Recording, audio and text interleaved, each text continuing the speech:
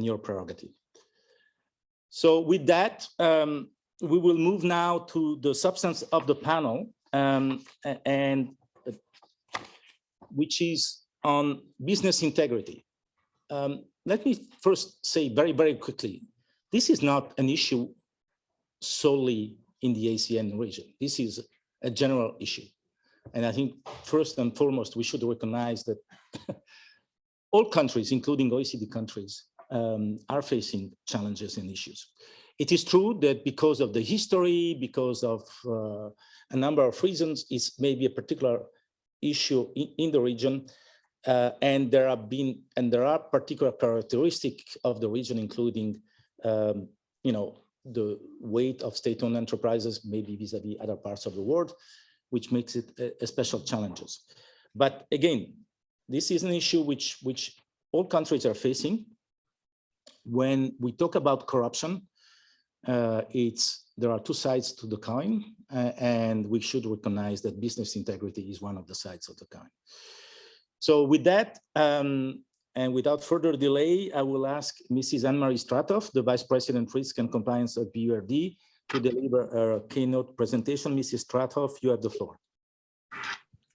Thank you and good afternoon. Hello, distinguished guests, and thank you to the OECD for allowing me the opportunity to share with you EBRD's work on improving business integrity and also the emerging challenges that we see in this dynamic space. I am Anne-Marie Stratoff, Vice President Risk and Compliance, Chief Risk Officer at the European Bank for Reconstruction and Development. I am very sorry that I'm unable to be with you today due to other commitments, but I would gladly be in Paris if I could have been. EBRD is deeply committed to the improvement of business integrity in its projects and countries of operation. EBRD believes that well-governed is an essential quality to evaluate whether we are meeting our mandate. Business integrity is a critical component to help ensure that our projects are well-governed, both from the perspective of our counterparties and the governments that we serve. Embedding a culture of business integrity helps ensure that transition is achieved without fraud, corruption, conflict of interest, and other distorting effects, which hinder economic growth, social cohesion, and political stability. Let's move to slide 2, please. Thank you. In EBRD, we seek to embed business integrity through our projects and by improving the investment climate. We also work with our international partners, such as the OECD, to build capacity on business integrity issues. So what do we do in EBRD? First of all, in our projects, we apply high standards, high benchmarks to ensure that our counterparties will act in accordance with EBRD's high business integrity standards. We undertake integrity-related due diligence on all our projects, and we will not finance a project without first knowing who the ultimate beneficial owner is. We investigate and sanction parties who have committed fraud and corruption in our projects. We also require our counterparties to sign on to EBRD's environmental and social standards and commit to an environmental and social action plan. EBRD's public sector clients are required to follow EBRD's procurement policies and rules and standard documentation for public sector operations. This is further enhanced by the use of the bank's project e-procurement system, ESEP, which is mandatory since 2020 and currently covers over 320 projects worth more than 30 billion euros. All procurement actions are approved by EBRD within the system, and so a complete auditable record of data and documents is available to EBRD staff, but also to OCO investigators if needed, to ensure compliance with our standards at every stage. Finally, then, EBRD's standard procurement documents contain comprehensive provisions related to fraud and corruption and other prohibited practices, including the mandatory requirement for participants in a public sector procurement process to submit a covenant of integrity declaration. Furthermore, EBRD continues to focus on working closely with our counterparties to improve their anti-corruption compliance programs and corporate governance. In projects where we have doubts about the integrity profile of the proposed counterparty, we require that the counterparty implements anti-corruption and business integrity enhancements, and we monitor those enhancements before we disburse funds. Where counterparties have fallen short of our standards, EBRD imposes probationary measures, such as a conditional non-debarment, that require counterparties to improve their compliance systems and deliver audit reports certifying their progress. If the counterparties do not abide by these principles, they will be debarred from working with the EBRD and potentially other NDBs too. EBRD has supported and worked closely with state-owned enterprises in the region to build capacity and enhance governance through anti-corruption action plans and corporate governance action plans. Lastly, then, EBRD has been working with the Chartered Institute of Procurement and Supply UK, CIPS, to develop a new standard, the CIPS Primary Award, which is particularly aimed at developing integrity and anti-corruption measures for public sector organizations. EBRD and CIPS have jointly completed over 20 certifications in the Western Balkans, Ukraine, and Kazakhstan. Outside of EBRD's finance projects, then, we have also worked very closely with governments to strengthen public-private dialogue through recourse mechanisms to improve the business climate. So EBRD, along with the OECD, was instrumental in setting up the Business Ombudsman institution in Ukraine to investigate alleged wrongdoing by state entities and refer them to the relevant authorities if the wrongdoing is not corrected. So it's great to see Roman also on this panel. Thank you. And that model that we rolled out or helped roll out in Ukraine has now also been replicated with EBRD supported ombudsmen in Kazakhstan, Armenia, and Albania, and served as the inspiration for ombudsmen in other countries of operation. In addition, EBRD has supported the establishment of investment councils with participation of high-level government officials, business associations, and multilateral agencies. And these councils provide an excellent platform for dialogue between the private sector and the authorities to resolve business integrity concerns. In the past, EBRD has mobilized donor funds to support investment councils in Armenia, Kyrgyz Republic, and Tajikistan. And more recently, EBRD has helped to establish new investment councils in Moldova, Albania, and Georgia. We can move on to slide 3, thank you. So our cooperation with the OECD, we recognize that progress on business integrity requires cooperation. And in that regard, we have successfully initiated a few initiatives with OECD. As I mentioned earlier, OECD was a key partner when we established the Ukrainian Business Ombudsman, and we continue to work together to support the establishment of other business ombudsmen throughout the region.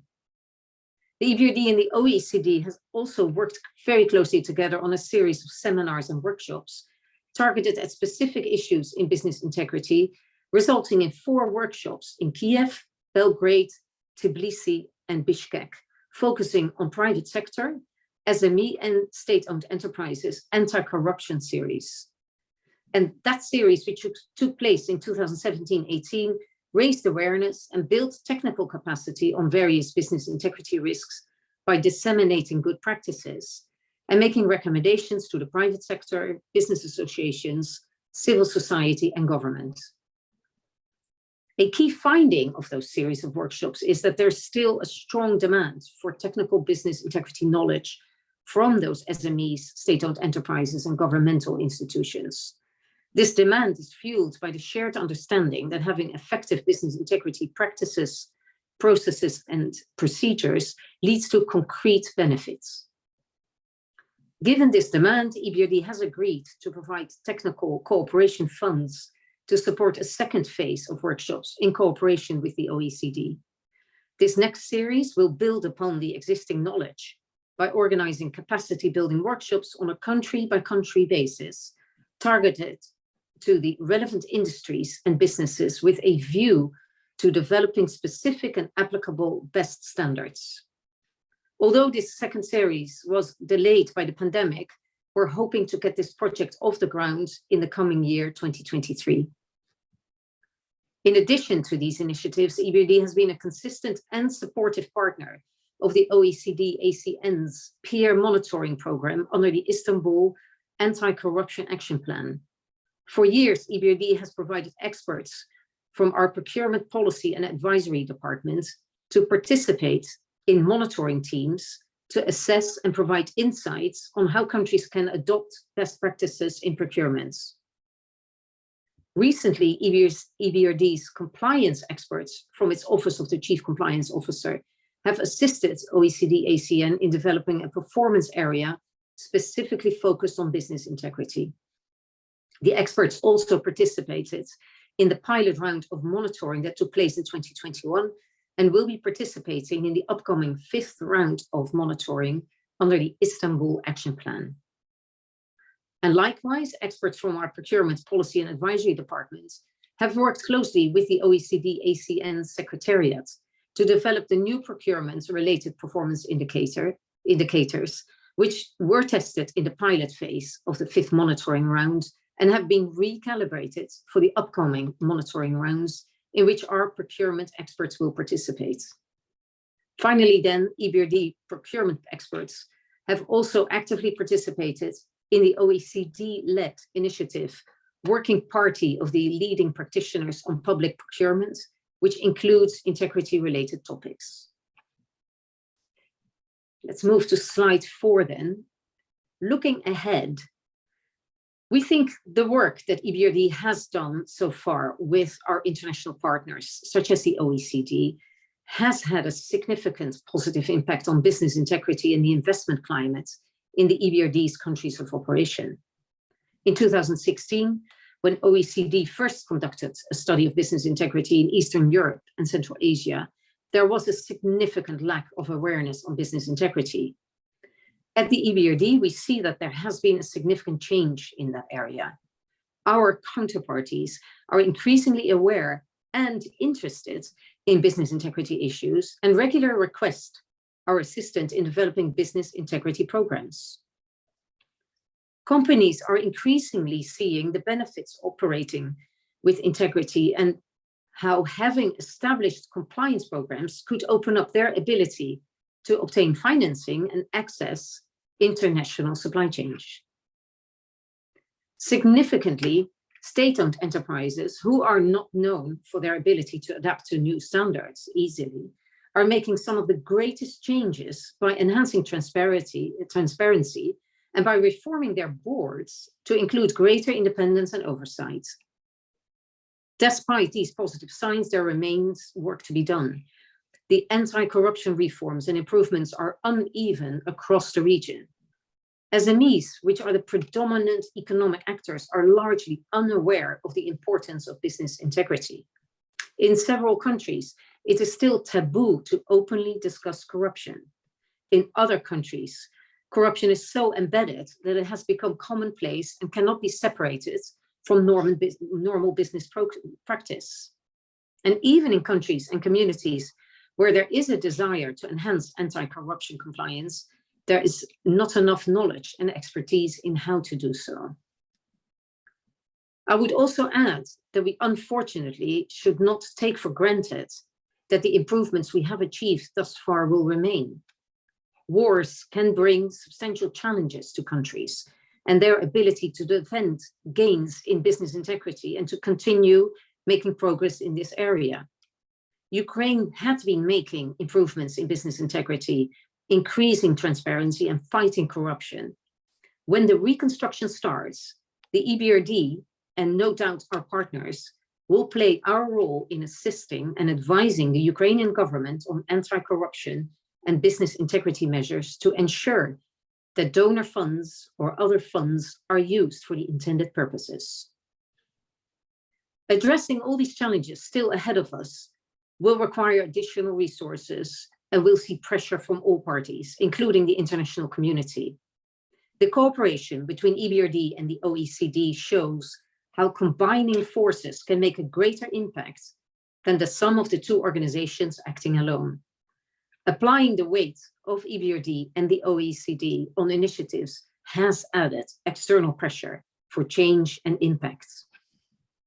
We sincerely hope that we will be able to work together with you, our international partners, alongside the OECD and our counterparties to continue this journey to improve business integrity in the region. Thank you. And the final slide is just my thank you slide. Thank you very much.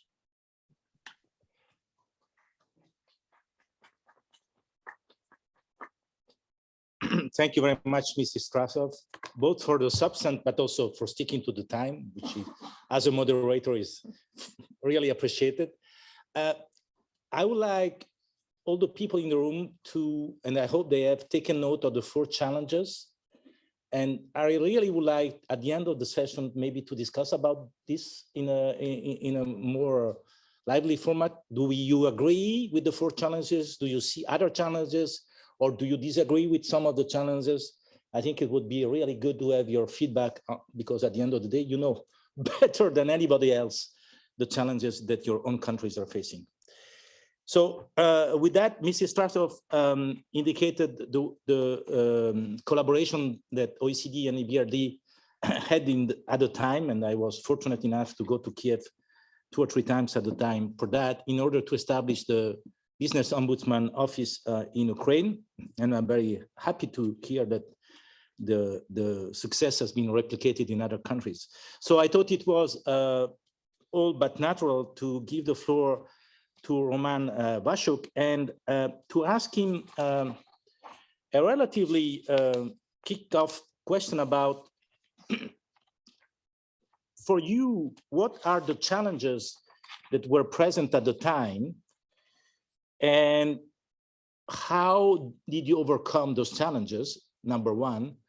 And are the challenges at the time, and let me recall that this was established, if I remember well, in 2014, and are the challenges now different? And I would say,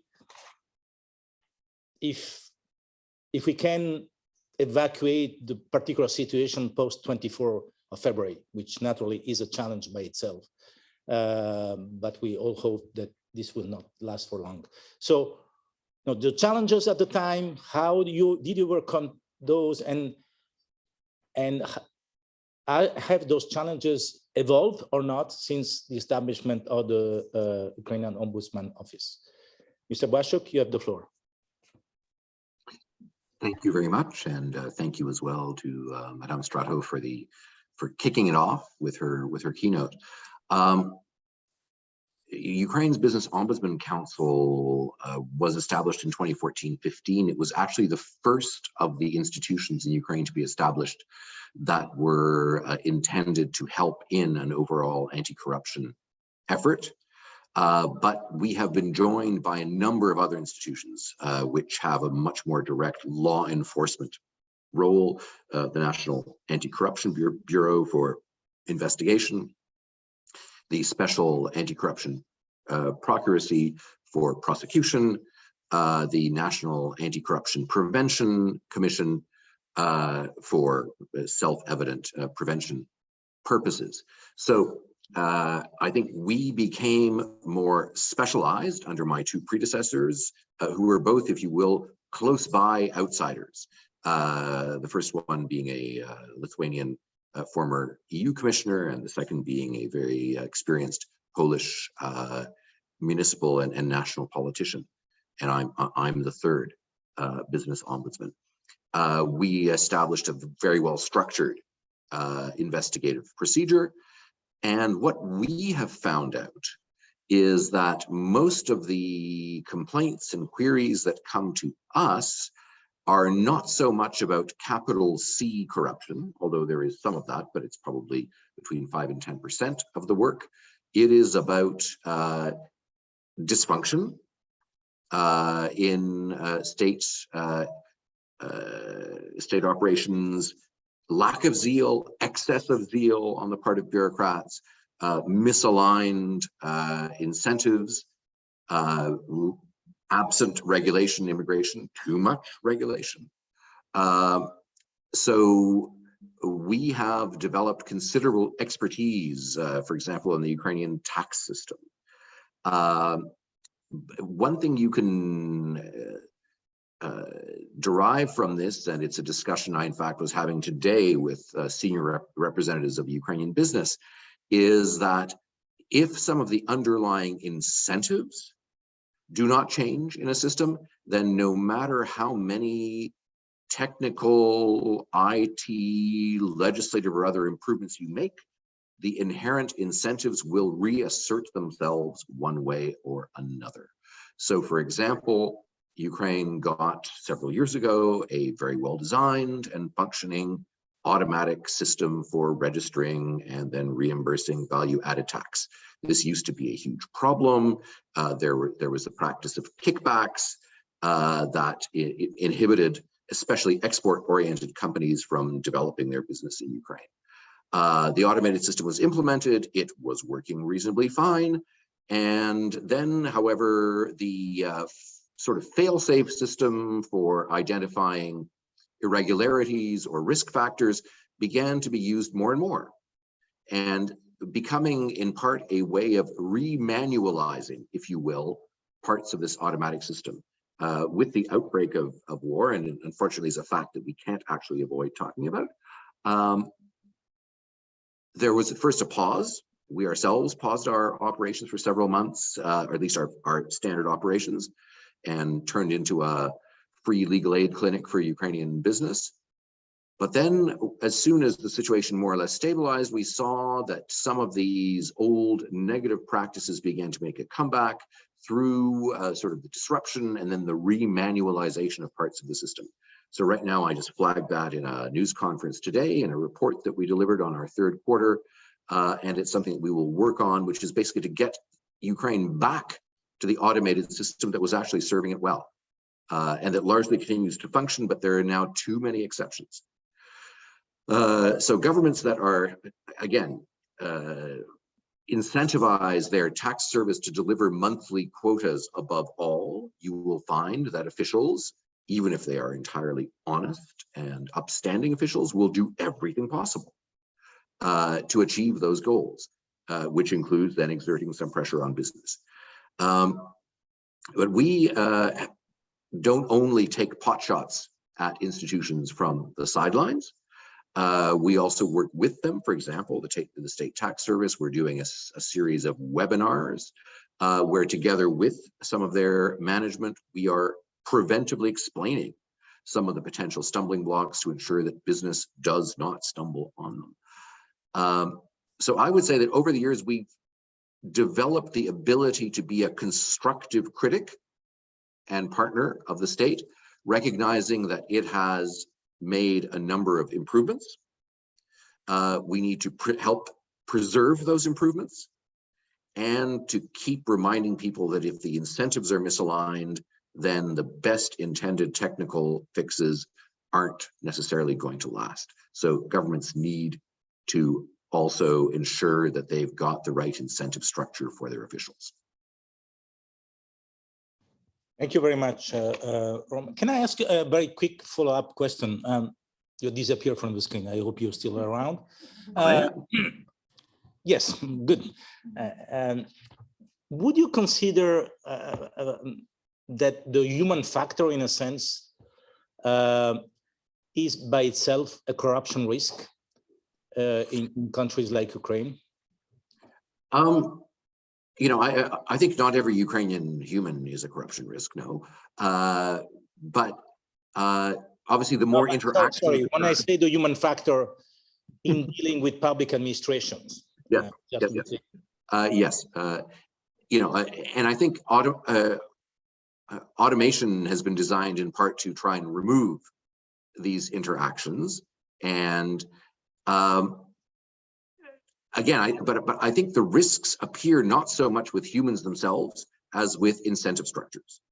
And these can be government incentive structures. You must deliver the plan or else you'll be fired, or worse, you'll be deemed to have deprived the state of revenue, and then somebody will launch a criminal investigation into you. And I think countries that come out of, especially the former Soviet Union and this space, the criminalization of policy and error and of administrative error is something that seems appealing as a way of cracking down and tightening up, but actually ends up creating the wrong incentives. It disincentivizes bold decisions, and it makes officials afraid to stick their necks out unless there's some material reward for sticking your neck out.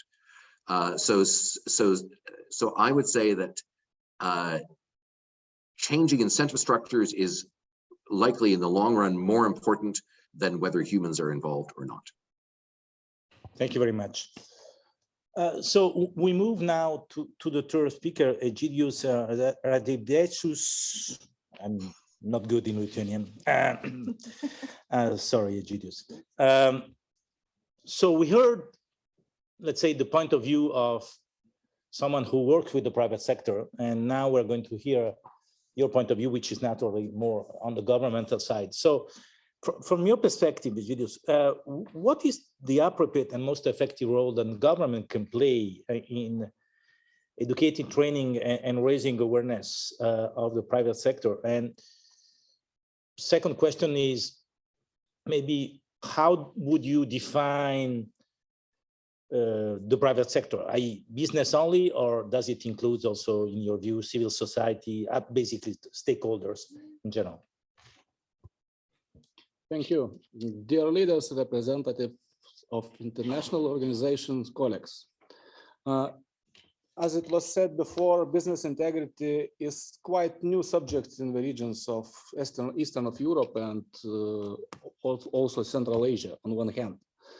I still remember the time when questions about business integrity and related issues were interesting only for some local companies who had parental companies in the West or in the Nordic countries, for some of foreign investors and for, of course, anti-corruption institutions only. But now I can say that there are a lot of examples how strategic willingness, how implementation of international standards in practical way with concrete performance indicators, of course, can change situation quite significantly, I can say, in the short time on the other hand. Just one example, there are some state-owned enterprises in Lithuania now, which can be named among the leaders in anti-corruption and integrity, and as a best good practices and examples for other institutions. And why it happens? To be frankly, it happens thanks to OECD recommendations. And strategic willingness to join OECD, of course. We cannot expect the build of stable, business integrity working separately. And of course, we need a strong community and strong relationship with stakeholders, with academia and, of course, business associations. I would like to divide maybe the role of the government into two different steps, on two different stages. Firstly, what is needed, it's implementation of international standards in fight against corruption. We had a lot of them, United Nations Convention against Corruption, OECD Anti-Bribery recommendations, guidelines on anti-corruption and integrity from state-owned enterprises, and etc. And of course, strategic will at CEO level to implement it in practical way. And with discussions with business community, with stakeholders, we can prepare some solutions which can be found and will be effectively implemented. Secondly, what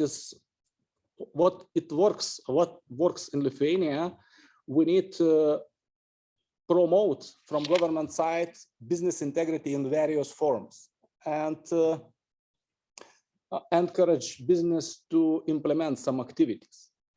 One of the form, we should create the tools and take proactive role in creating of these tools for business, which can be used by themselves to assess and implement some very concrete measures by themselves without maybe sometimes very active interaction from the side of the government. The government should just to persuade them and encourage them to improve some activities with particular tools. What kind of tools it could be? It could be platform to present and exchange good practices between business companies, between state-owned enterprises, e-learning platforms with very specific topics for integrity employees in business. Impact measuring tools with methodology with very concrete performance indicators which can be used to assess particular situation in separate business company on state-owned enterprises, on municipality-owned enterprises, and to compare the progress within some period. And what we see that these tools business companies are using and they like them, I think, and it is also popular among state-owned enterprises in Lithuania. What is among the challenges? I can name additional one. Maybe it is how the question also for others, how to show the business, especially small and medium enterprises, in very simply manner the cost of corruption, the cost of losing of reputation of business, and so on. And it could help raise awareness among business society a lot. Thank you.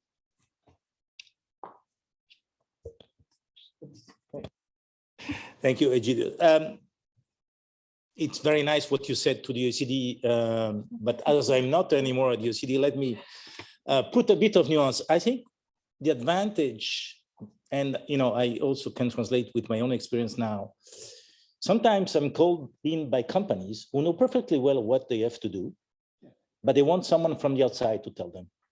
Because in the inside dynamics, someone from the outside is maybe have a stronger voice or is better heard than inside discussions. And maybe the OECD also can play this role of the outsider, helping the reform to happen in the country. So thank you very much for this illustration. Laura Stefan, you are the chairperson of the Regional Anti-Corruption Initiative, RAI. As in Italian, RAI means the radio and TV in Italy, so it's very strange for me, but I know you are not the same RAI, it's another RAI. And you have conducted a very extensive gap analysis of whistleblower protection legislation in the region, which I think is extremely interesting, not only for the region, but possibly, as beyond the region, also in light of the recent EU directive and translation of the EU directive. What are the gaps that you have identified, in particular in terms of whistleblower protection in the private sector? Thank you very much, Mr. Chair. Imagine me, I'm coming from Romania, and in Romanian, Rai means heaven. So that's even more provocative in terms of how do you relate to your own organization. So yes, indeed, in RAI, we looked at the regional legislation in terms of whistleblowers. And as you know, traditionally, the whistleblower legislation started with protecting whistleblowers in public sector. And I just have to say that we looked at the legislation as such and not necessarily at the impact of the legislation in everyday practice. And we did focus on the public sector whistleblower protection, but we did gather anecdotally also information about what happens in the private sector. Because as you said, now the tendency is to enlarge also with the directive, to enlarge the scope of protection and to also move towards the private sector, recognizing the importance of the private sector. And recognizing, I think, also the fact that state-owned enterprises as part of a semi-public, semi-private sector is very, very important in terms of the usage of public resources.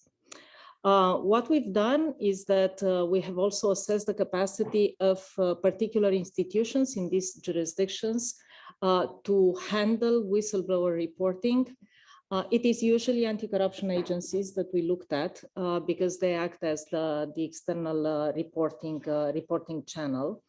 And we assess their capacity to actually handle and respond to whistleblowers' allegations. When it comes to the private sector, what I can say is that in many of our jurisdictions, what we discovered is that protection is equally offered for public sector and private sector whistleblowers. We have seen that in some jurisdictions for the private sector, responsible persons were appointed in companies.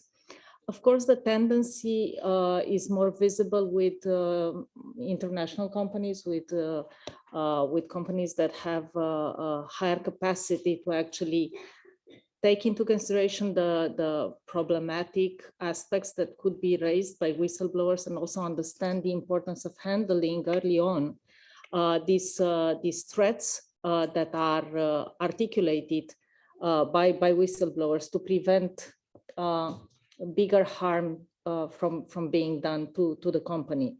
And there are usually training processes that go on in these multinational companies, less so in smaller companies where it's more ad hoc. And when it is ad hoc, it is usually part of an effort of outreach from the anti-corruption institutions. When it is more systematic, it is part of the ethics or CSR type of projects that companies are implementing.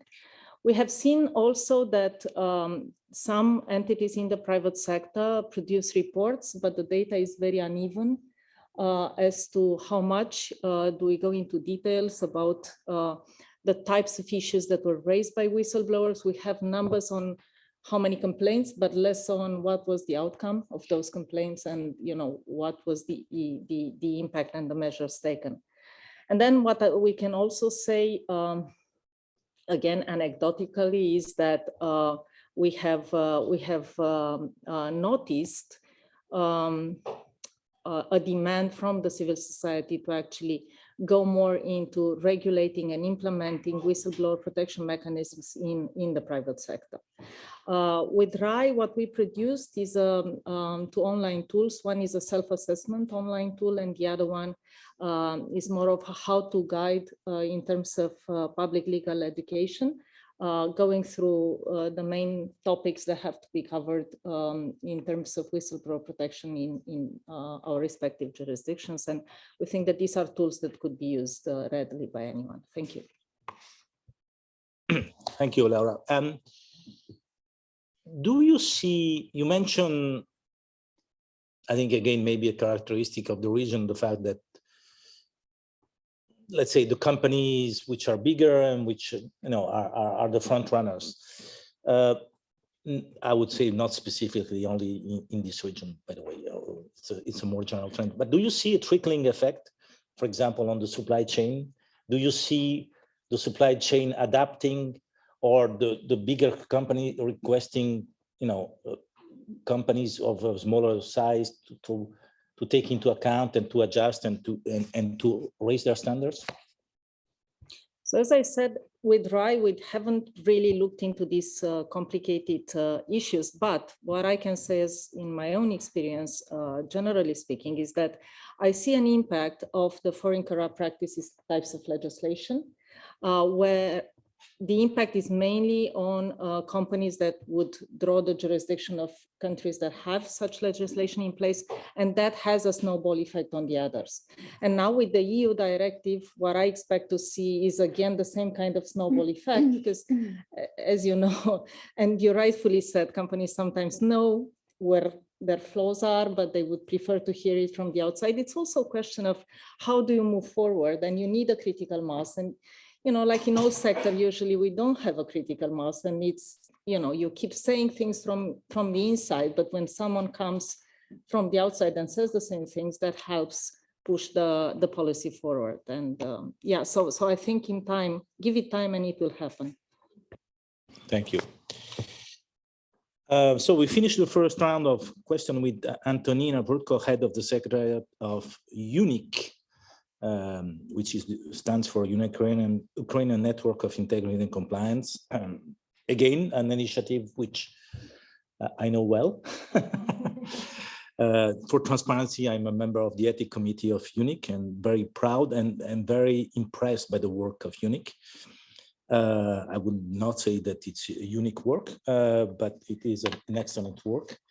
And can you basically outline what was the rationale of UNIC and what are the benefits in your view of UNIC and this collective action that you are developing in Ukraine? And thank you again for being with us today. Thank you, Nicola, for your question. And actually, it's really great pleasure to be here and to present our case of our collective action initiative. This October, by the way, our Ukrainian network celebrates its fifth anniversary since that day when it was launched in 2017. And actually, the idea was really the idea came from business, from Ukrainian business, and business united around some values of transparency, accountability, integrity, and zero tolerance to corruption. And we're also happy that this initiative was supported by various of international organizations like ASEAN, OECD, EBRD, and Business Ombudsman Council, which we also have here. So we are really happy and we're lucky to have this expertise already in place. Yes, we really pass this whole way from the just idea and discussion on the field of ASEAN regional meeting in Kyiv, like 5 years ago, to current strategy and to current initiatives, variety of initiatives which we have now. And from this perspective, I can tell you that collective action initiatives might really provide added value to business sector. Actually, we become a real community of like-minded promoters of business culture in Ukraine, and we act as an expert center and a platform for integrity standards development and corporate compliance implementation and promotion and dissemination of these standards. We also managed to unite it around the network, a unique community of practitioners and experts, which is not just in business integrity, which is not just our 50 unique members, big companies, but it's also hundreds of representatives and experts and practitioners, which is interested in business integrity and ready to promote this culture in Ukraine. It's not just local experts, but also internationals. And we managed to, based on this group of experts, we managed to set up different working groups or expert groups in taxes, in banking, in just on different initiatives with our governments, which actually is a collective voice of business, helping us to set up incentives for business on a national level and put business integrity culture on an agenda, policy agenda in Ukraine. Yes, we conduct a lot of educational, raise awareness events. We have this business integrity months and different variety of discussions in different formats. We also launched Business Integrity Academy last year.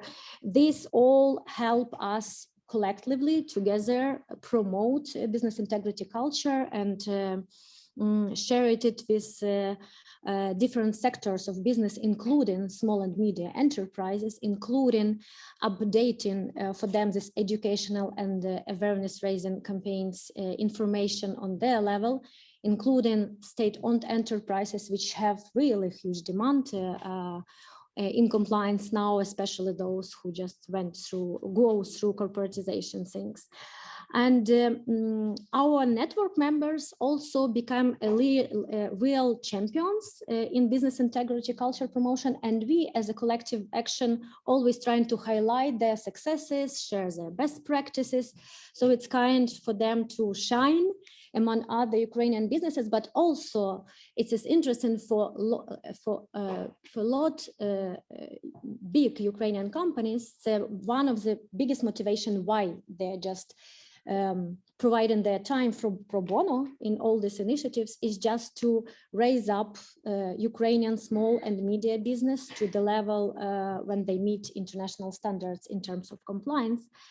And one more direction, which is also like good tool for collective actions, is to set up dialogue between business and government and other civil society. And we have good examples, even this year example, when before as a collective action initiative, we provide our recommendations to our national anti-corruption prevention agency with anti-corruption strategy, particularly in the field of business integrity.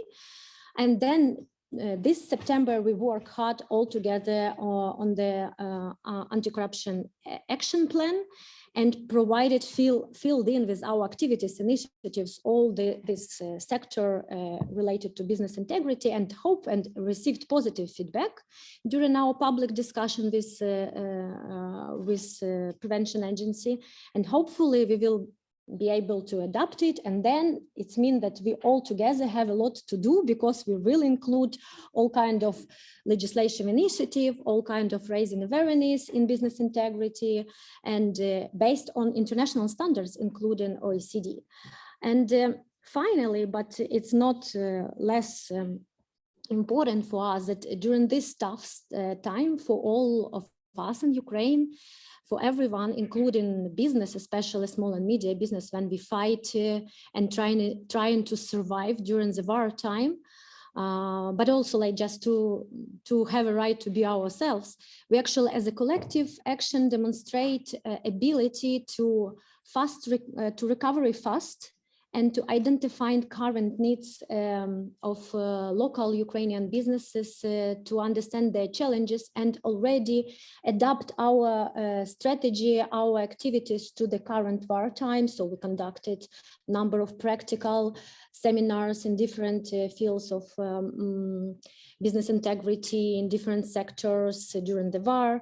We launched a special grant program for small and medium enterprises, helping them set up business integrity system. We launched different specific, very practical products which might be multiplied and disseminated among all interested business. So it means that collective action in our case might provide good expertise, which is united thoughts from different sectors of business. It's also like good platform to promote business integrity culture and to develop different very practical instruments, products, cases which might be multiplied on the level, on the national level. And it's actually a stronger voice of business in their dialogue with government and civil society sector as well. Thank you, Antonina. As I said, I can testify that the discussions within UNIC are always very rich, and it's really a very exciting initiative. So talking about exciting initiative and opening the second round of discussion, Jesus, not you personally, but your government has set up an integrity academy, if I'm not wrong, in 2020. Can you tell us a bit more about its scope and purposes, and your assessment on where you stand? Thank you. Maybe my insights will echo for some other panelists. And the Integrity Academy is a platform or a place for exchange the best anti-corruption practices, where highly experienced professionals in anti-corruption and integrity standards share their experience and knowledge with participants of this academy. And what were the preconditions to create this academy? We saw a lack of involvement of organizations in enhancing of anti-corruption and integrity. We saw that some corruption prevention measures were not implemented efficiently enough. And the third reason, a lot of heads of institutions expressed the willingness to create anti-corruption environment or implement integrity standards, but at the same time, they indicated that they didn't know how to perform it to be successful. And the solution was to create and establish this platform as exchanging platform, and this platform was launched on 9th of December 2020, initiated by the president of a country, organized by Special Investigation Service of Republic of Lithuania, and it is fully based on fully voluntary basis. Platform is supported by volunteering experts from public and private sectors. Members are private and public organizations, including SOEs, and they also are joining it on voluntary basis. The objectives of Integrity Academy are to involve more entities, to implement anti-corruption and integrity measures with measuring of the progress with performance indicators at the end of participation, to provide continuous methodological assistance to all the entities, including SOEs, consultations, good practices exchange, and all the activities are based on the principle teach the teachers. The cycle of participation has several stages. We asked to submit a letter of intent from the head of institution or from CEO. It should show strategic will to implement some activities, and at the same time, it should be as a commitment from whole organization. After it, we have assessment of current situation with particular experts from different institutions, who is appointed, and preparation of action plan together with the expert on particular topics. And after implementation stage is made evaluation of progress with particular also performance indicator. The evaluation questionnaire consists of 11 blocks. Each block represents specific element of anti-corruption system, as an example, anti-corruption policy, internal audit, risk management, and so on. The institution can choose only one answer from three answers, yes, no, or partially. And there are no other possibilities. And what we do have currently, we have 55 organizations as participants. Bear in mind that Lithuania is quite a small country, several ministries in that, among them 10 SOEs and 9 MOEs between them. We have currently 28 experts, 9 from them are from SOEs, 2 from MOEs.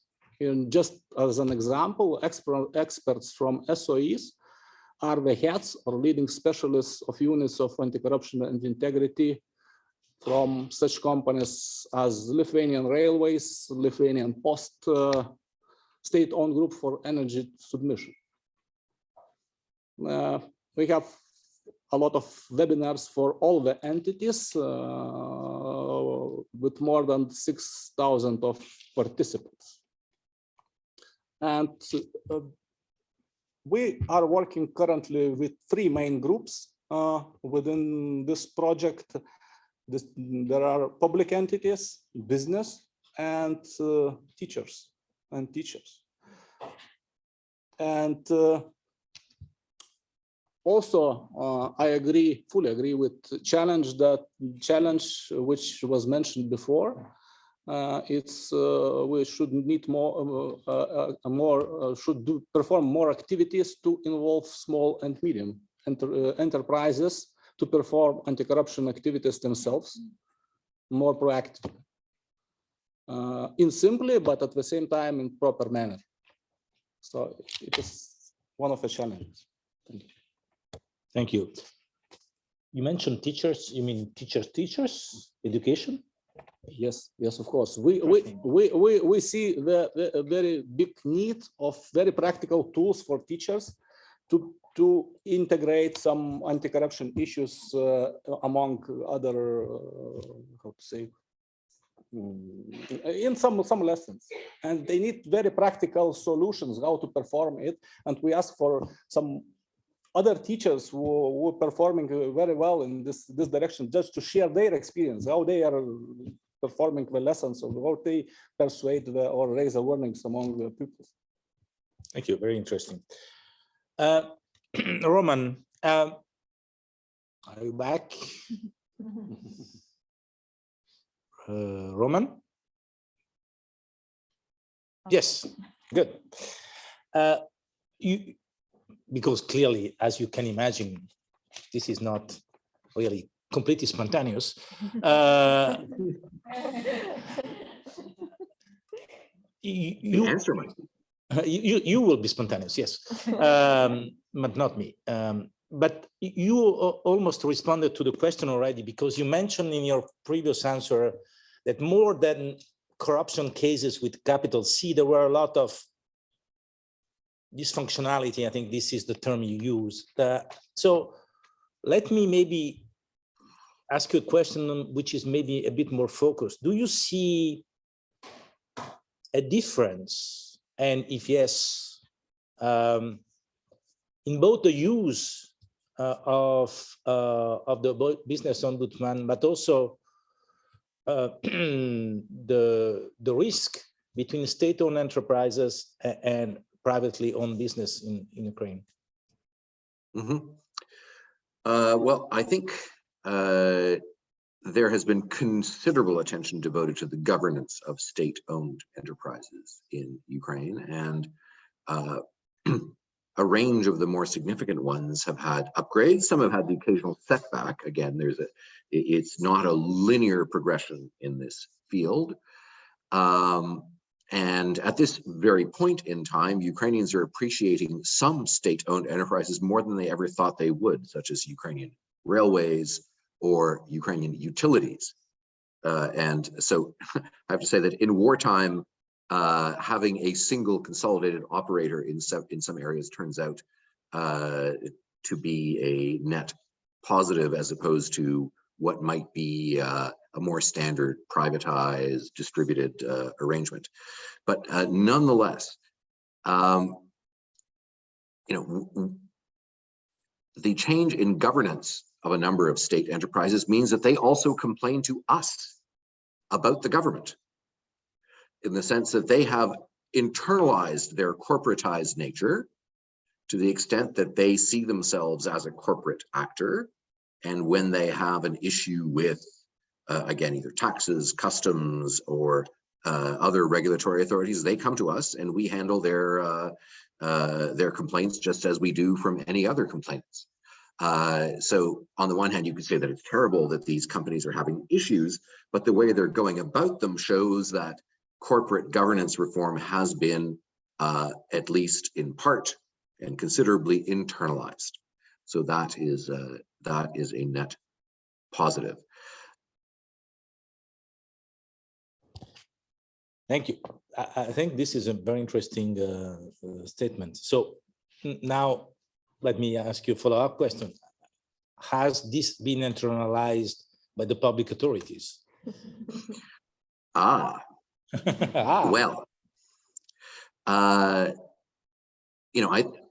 it depends where. Clearly, there are parts of the public authorities, especially the new entities, that are very alert and very much on the ball. In fact, as I was answering the first question, the first round, about incentives, I, in the meantime, have already received a message from the head of the National Agency for Anti-Corruption saying, got any additional ideas, follow up with me. So that part of the Ukrainian new apparatus is very much on the ball and on topic. Other parts are, yes, possibly a bit more retro. On the other hand, the tolerance of Ukrainian, in part Ukrainian society, Ukrainian business, but also parts of let's say the Ukrainian parliament, political institutions, for non-performance that tolerance is becoming thinner. There was another new institution that was launched, the Bureau for Economic Security. It was supposed to become the consolidator of all analysis and investigation of economic crimes. Hasn't quite turned out that way. There are a lot of people who see it as shades of the old tax police. But before that tendency managed to get really entrenched, they're already in parliamentary hearings on why things haven't worked out the way they were originally intended, and there are rumors that there might be a reboot there.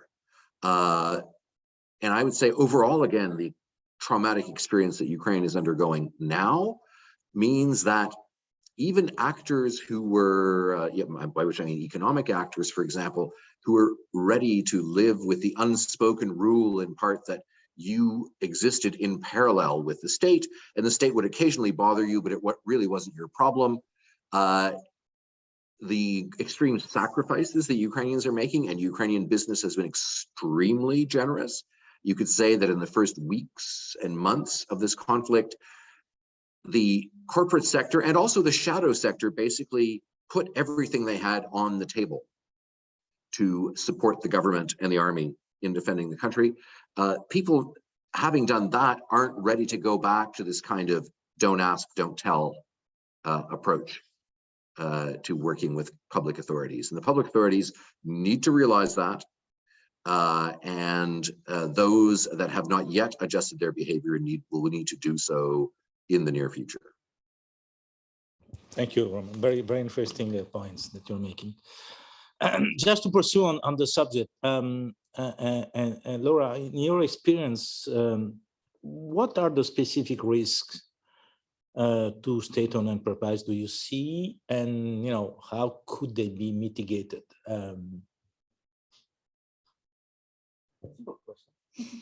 Yeah. If you have the answer, we can open a consultancy boutique, both of us. So I remember some years ago, not too many, when the topic of state-owned enterprises was put on the table and people in the room were looking suspiciously. I mean, why are you, I think we were together, it was in Vienna. And people who are traditionally into anti-corruption had troubles at that time understanding why do you speak about state-owned enterprises? We're used to deal with high-level officials, with lots of bribes and so on. I think by now we have all realized that the big money is moving slightly from the state institutions into state-owned enterprises, where in many countries, there's a safe haven in terms of how you employ people, how you pay people, how you sign contracts with suppliers, how you sell goods that you're producing or services that you're producing. So with the Regional Anti-Corruption Initiative, what we've done was that we have surveyed our beneficiaries, our jurisdictions, and we asked them to identify in two areas. One is education, higher education, one is state-owned enterprises, the areas and the processes that they feel are prone to corruption. And unsurprisingly, and I think that goes back to a comment made earlier by the Ombudsman, sometimes we overlap bad management with corruption and we put it in the same basket, and maybe it's not the smartest thing to do. But poor management was identified, political influence over the way in which state-owned enterprises are managed, very high losses in operations and very high subsidies received by state-owned enterprises, both at national and local levels, so from both types of budgets, uneven data collection and data publication, and lack of systemic corruption prevention mechanisms. So we went on and went into details about the areas and the processes. So with procurement, it's pretty much all procurement stages, from planning to implementation to oversight. And I would add the caveat that including under EU legislation, state-owned enterprises have a loophole built in where they can get away with not following the national legislation on procurement, but rather set up their own rules along the same lines with the national legislation. So you could wonder, who checks whether they are or not there and whether they meet the same standards as in the legislation. Then in terms of appointments, again, that was seen as a vulnerable area, both for directors, executive director, both board members and also acting directors. And then following on in terms of hiring, both for full-time and permanent positions and also for temporary positions. And also another area of concern is the whole oversight of state-owned enterprises. Because the question is, sometimes and most of the times they're under line ministries or under municipalities. Do these state bodies understand their role in terms of disciplining the way in which state-owned enterprises operate? All our interlocutors talked about ambiguities in the legislation, and here what we've done was to design a checklist and guidelines for corruption risk assessment and corruption proofing of legislation to strengthen all these legislative mechanisms in the fields where we have seen that the existing legislation allows for corruption to enter the process. But I think what we're trying to say, and many countries use also integrity plans inside state-owned enterprises, but integrity plans are a punctual mechanism of self-assessment and self-regulation in a way. But we do believe that for sectors where state-owned enterprises operate, we would need a more comprehensive type of policy that encompasses integrity plans, but is not limited to them. Thank you, Laura.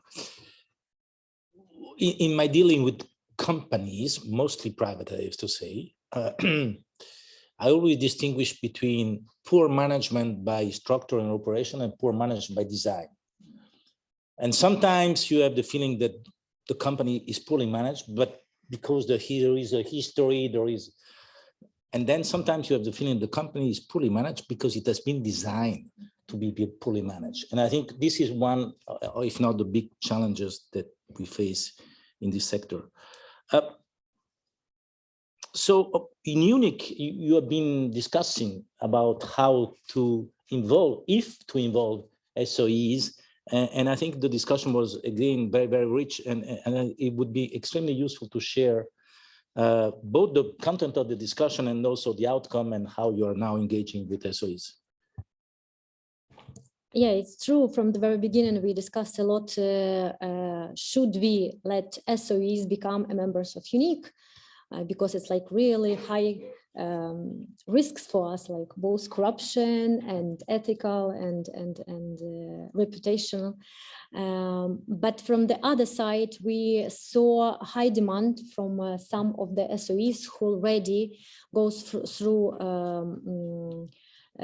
reforming, privatization, or changing the structure in governance, and they really need such resources as other private businesses, which will help them to set up compliance systems. And in all this discussion, we came up that we might create something special for them to see their commitment to understand whether SOE really ready to implement policies, practices, integrity practices inside, and really have them not just on the paper, but in their daily work. And we created such a special program for SOEs, and which also required a lot of involvement from our side. I mean, even more than with private companies, because it's like really a lot of work with the top management to explain them this tone from the top, and that it should be their leadership in all this process as well. So for us, we decided that we do not have a lot of partners among SOEs, but we trying to search those strategically important companies who are like already did first steps in structure changes and in governance changes, and they really demonstrate a high level commitment that they're ready to implement this, to do this program with us. So I don't know how it happens, but most of those companies is like energy sector, from energy sector. And the program is like consists of like that we are doing for them assessment, then we together with them develop a roadmap and recommendations what they should do during the several years. It's like up to 2 years to draft to set up the compliance function in the company. And then of course we guide them and help them and open for them all instruments which we have for private business. So we have first results during this year, during the VAR year. We have 2 first full members of UNIC in SOEs. It's like one of them is the biggest energy company in Ukraine. And we're really proud and happy to have them, because they now, for us, it's really like they play role as real champions. And they might promote this further. We have even more partners now, like Prozoro Prodigy, which is assess us themselves and very fast in all their activities. But based on this program, we also formed a compliance officers club for SOEs, which is really also a good platform to strengthen them up and to increase their role as compliance officers in the companies, because it still needed a lot of efforts to explain to top management, to CEO, to ministries, to cabinet of ministers that it's really important. And it's also like something that helps us to create agenda for our advocacy initiatives regarding SOEs. Thank you very much. So it's 3:26. I know we're supposed to finish at 3:30, but with the indulgence of the Secretary, I would like to steal around 10 minutes because we started a bit late, and I really would like to hear the floor about the 4 challenges that Mrs. Stratov indicated in her keynote speech. But before giving the floor, I would like to know if Mrs. Stratov has anything to say, having listened to the discussion. Thank you very much for giving me the floor back. I must say this is my first OECD meeting that I attend, and I have found it extremely interesting to hear what is going on, and particularly also in the context of Ukraine, given that these are extraordinary circumstances. So I'm actually quite positive to hear that that Antonina is maintaining this network and that you are continuing the good work. I am also usually impressed about the Integrity Academy and learning that in Lithuania you are including also teachers, and so you want to get to youth and influence youth at an early stage.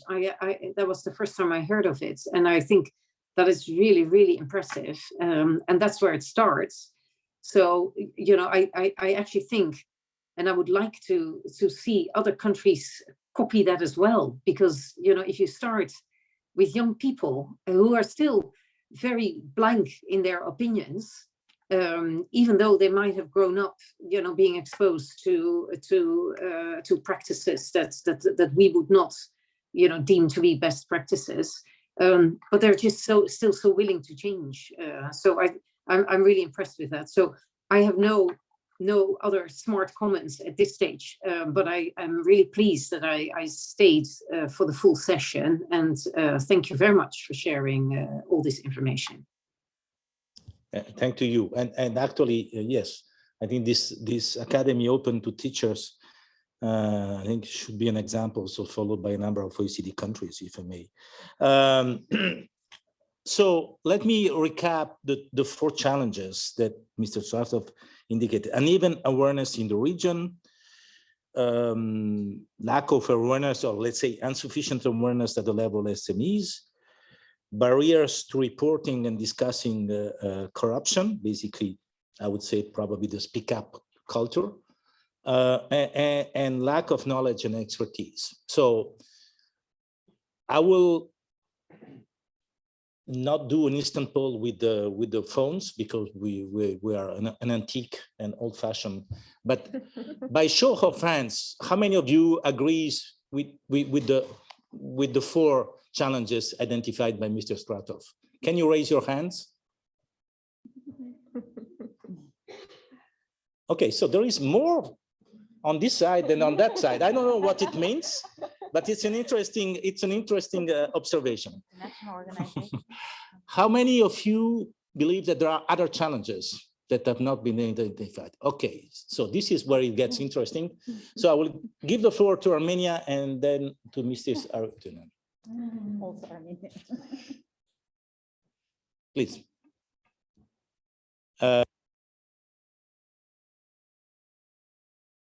Okay, thank you. I'm Hasnik. I'm Hasnik Tigranyan, representative of Ministry of National Coordinator. So why I mentioned other challenges. Currently, Armenia is developing new anti-corruption strategy for the years 2023-27. And we started with the meetings of other state stakeholders, both private sector and citizens. And with the meetings with private sectors, both with SMEs, with big companies, with associations, business, we find out several range of challenges that they meet in dealing with state bodies and generally anti-corruption issues. So for SMEs, first of all, issue deals, most of them have issue with state bodies, and most challenges are related to bureaucracy, difficulties in relations with state body, getting licenses and other rights. So in that context, we understand that the first necessity is to reveal corruption risk related to administration and in relations with public and private sector. The second challenge that SMEs, most of the problems, we found out that SMEs face the problems. Big companies have no issues. Big companies have lots of financial resources to get legal advice for any kind of relations. They have lots of financial resources to solve any kind of issues. So most of them have SMEs. And they said that they will to have anti-corruption measures in their also internal control system, but they do not have enough financial resources to construct these internal control, internal corruption risk assessment, and internal cooperative governance measures. They need assistance from the state. They need models, written models. Besides that, they also lack of financial resources to later ensure financial transparency and checking and advising on anti-corruption issues. That was the second phase of questions. The third question again SMEs face related to participation in different state programs for state support and for public procurement. The reason was again that they do not have enough knowledge. They need much more support in related to getting information. And they also need financial assistance from them and differentiated method for participation in these state support programs. So in that sense, we understand that there is necessity to impose some incentives for different kind of economic entities in order to somehow help them to be part of the economic activity and also to be part of internal to be part of corruption prevention in private sector. The fourth issue and challenge we can say they met is though the channel of anonymous whistleblower exists, they afraid of using this channel. Why? They think that though the system ensures total anonymity, however, due to the facts of the case, big companies will understand and state bodies who they are. And in any case, they think that protective measures are not enough. or even they are enough, in any way, they afraid of getting problems in business activity and being taken out of the market or has some problems in economic relations. We can say that these are the main other challenges that generally we can say that all of them are interconnected with each other, and we understand that our anti-corruption policy should not only have concentration on fight against corruption in business sector, but the high level should be given to assistance to SMEs. As for big companies, we also have another measure for big companies or for general other companies too, that is to introduce incentives for having anti-corruption compliance measures, and we are thinking of considering the having of anti-corruption compliance as one of the elements providing advantage in getting state support and in participating in different state programs. So that is all we managed to have. Thank you very much. This is a very rich intervention. It's not for me to defend Mr. Stratov, but some of the points were indicated by Mrs. Stratov in a speech about SMEs and barriers to reporting, which is indeed the case. I thought it was interesting, your point on bureaucracy, which was also going to what Roman said, which at the end of the day, again, the distinction between what is an inefficient public management of issues and the risks that are generated by that, more than a corrupt scheme or an intent to put in place a corrupt scheme, very often it's the product of excessive regulation, contradictory regulation, which then opens to possible interpretation, and therefore to what I described before, the human factor. Mr. Zaratunian? I don't know if there are other challenges. Yeah, just I will mention just one, also not to take much time before the break.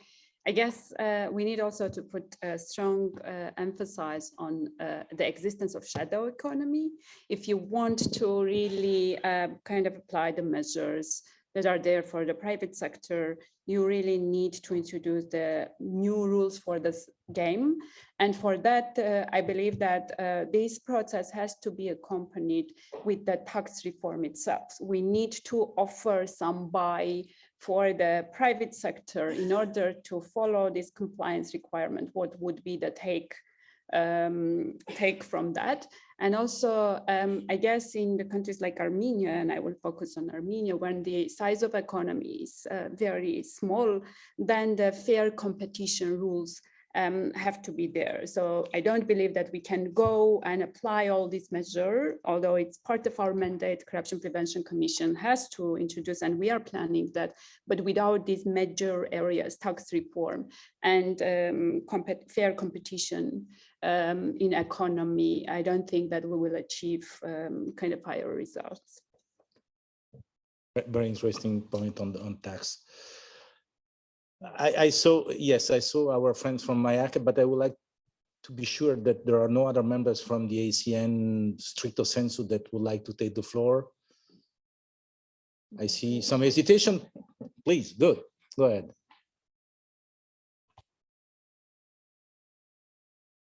Thank you. Distinguished Chair, distinguished delegates, on behalf of the Republic of Croatia, I would like to thank for the opportunity to participate in this high-level event on very important area of anti-corruption. Allow me to briefly set out the main improvements that Croatia has accomplished in the area of legislative and strategic framework in fighting corruption. First of all, let me just say that Croatia has formulated important legal and institutional framework in both prevention and repression of corruption. The repressive part is the so-called USKOK vertical, consisting of the Special Police Department, Special State Attorney's Office, and the Special Court departments responsible for dealing with criminal acts of corruption and organized crime. Also, regarding the prevention of corruption, Croatia has a network of institutions working in prevention areas such as Commission for the Resolution of Conflicts of Interest Information Commissioner, State Commission for Control of Public Procurement Procedures, State Audit Office. It is important to mention that Croatia has recently significantly improved legal and strategic framework in prevention of corruption with adoption of a new 10-year strategy for the prevention of corruption for period from 2021 to 2030, which defines national priorities for fight against corruption at all levels. Also, we adopted a new law on the prevention of conflicts in interest, which accepted the recommendations of GRECO 5th evaluation report and the new whistleblowers protection law in line with the EU directive, and we are currently drafting the act on lobbying. I have to point out that on the most important part in the implementation of national anti-corruption strategies has been prevention of corruption in the state-owned enterprise and strengthening the business integrity mechanisms. In the implementation of the previous strategy for the suppression of corruption 2050 to 2020, Croatia has adopted anti-corruption program for state majority-owned enterprise, which resulted in the implementation of their internal action plans and publication of implementation reports of their websites. Also, in December 2020, we adopted the anti-corruption program for companies and local and regional levels. Over 150 companies on a local level had so far adopted and implemented their internal anti-corruption action plans based on the program. Furthermore, in Mr. Martinovic, I'm sorry to interrupt you, but I think I would like to give the opportunity to others to speak. So if you could end your intervention, thank you.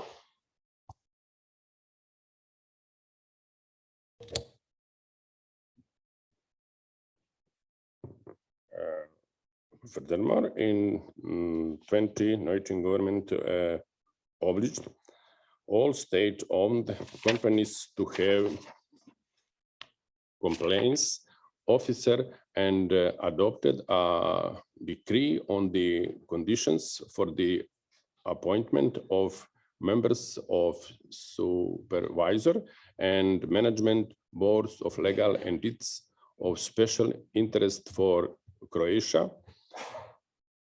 aiming to strengthen the conflict of interest prevention.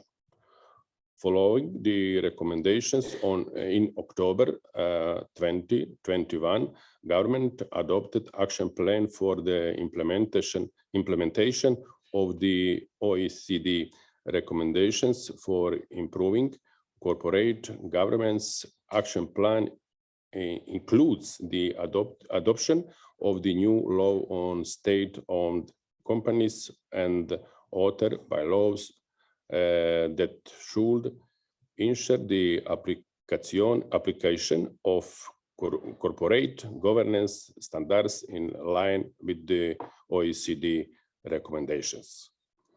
No, Mr. Martinozzi, I'm sorry, but I will have to exercise my prerogative and ask you to the accession. Croatia will soon begin the evolution process for accession to the working group on bribery, and that sense will continue to strengthen the anti-corruption mechanisms in line with the OECD standards. Thank you very much. We're really late, so I will ask both to be very, very brief. Mr. Novikov first, and then Thomas. I will be very brief. To be understandable for business and for integrity in business, we have to use the language of business. And the language is business. What is the criteria for effectiveness of business? Peter Drucker mentioned that there is 3 criteria: effectiveness, performance, and long-term success. Integrity is the answer for long-term success. And in our agency, in our anti-corruption strategy, in our ambition, we are preparing the manual for heads of business institutions how to have long-term success. All we know of the company like Kodak that was very effective and the performance was very good, but they will not answer how to achieve long-term success. And the integrity is the answer how to achieve, and it can be very sexy for business to have the answer. Thank you very much. I like this idea of sexy business. Ayaka? Thank you very much. I'll be very brief. Thank you very much for inviting. I'm the Dean and Executive Secretary of the International Anti-Corruption Academy in Vienna. Thank you very much for inviting us to this meeting of high-level anti-corruption decision makers here. Discussion was very rewarding and the contributions really impressive, as was your chairmanship, by the way. We are offering technical assistance capacity building to practitioners in the 189 signatories of UNCAC to help countries build more resilient anti-corruption systems, law-based and societal. We have a number of programs that contribute to enhancing business integrity. I will not point them out, all of them. I will just list a few of them, and then I invite you to check our homepage to find some of our diversified programs which might benefit you and your decision makers. You know, we have the International Masters in Anti-Corruption Compliance and Collective Action Program. We have open online trainings and value-based compliance programs developing code of conduct. We have AML, CFT and anti-corruption compliance, comparative aspects and practical implementation, anti-corruption compliance management in the corporate sector, the quest for effectiveness, business human rights and anti-corruption, corporate internal investigation techniques. There's just some of the programs which I hope interest you. And as I said, please check our homepage and you might find programs that benefit you and your practitioners. Thank you very much for this opportunity. Thank you very much to you. And so with apologies for all of you, because your coffee break will be shorter than you thought, but with many thanks for the speakers and also for everybody who has taken the floor.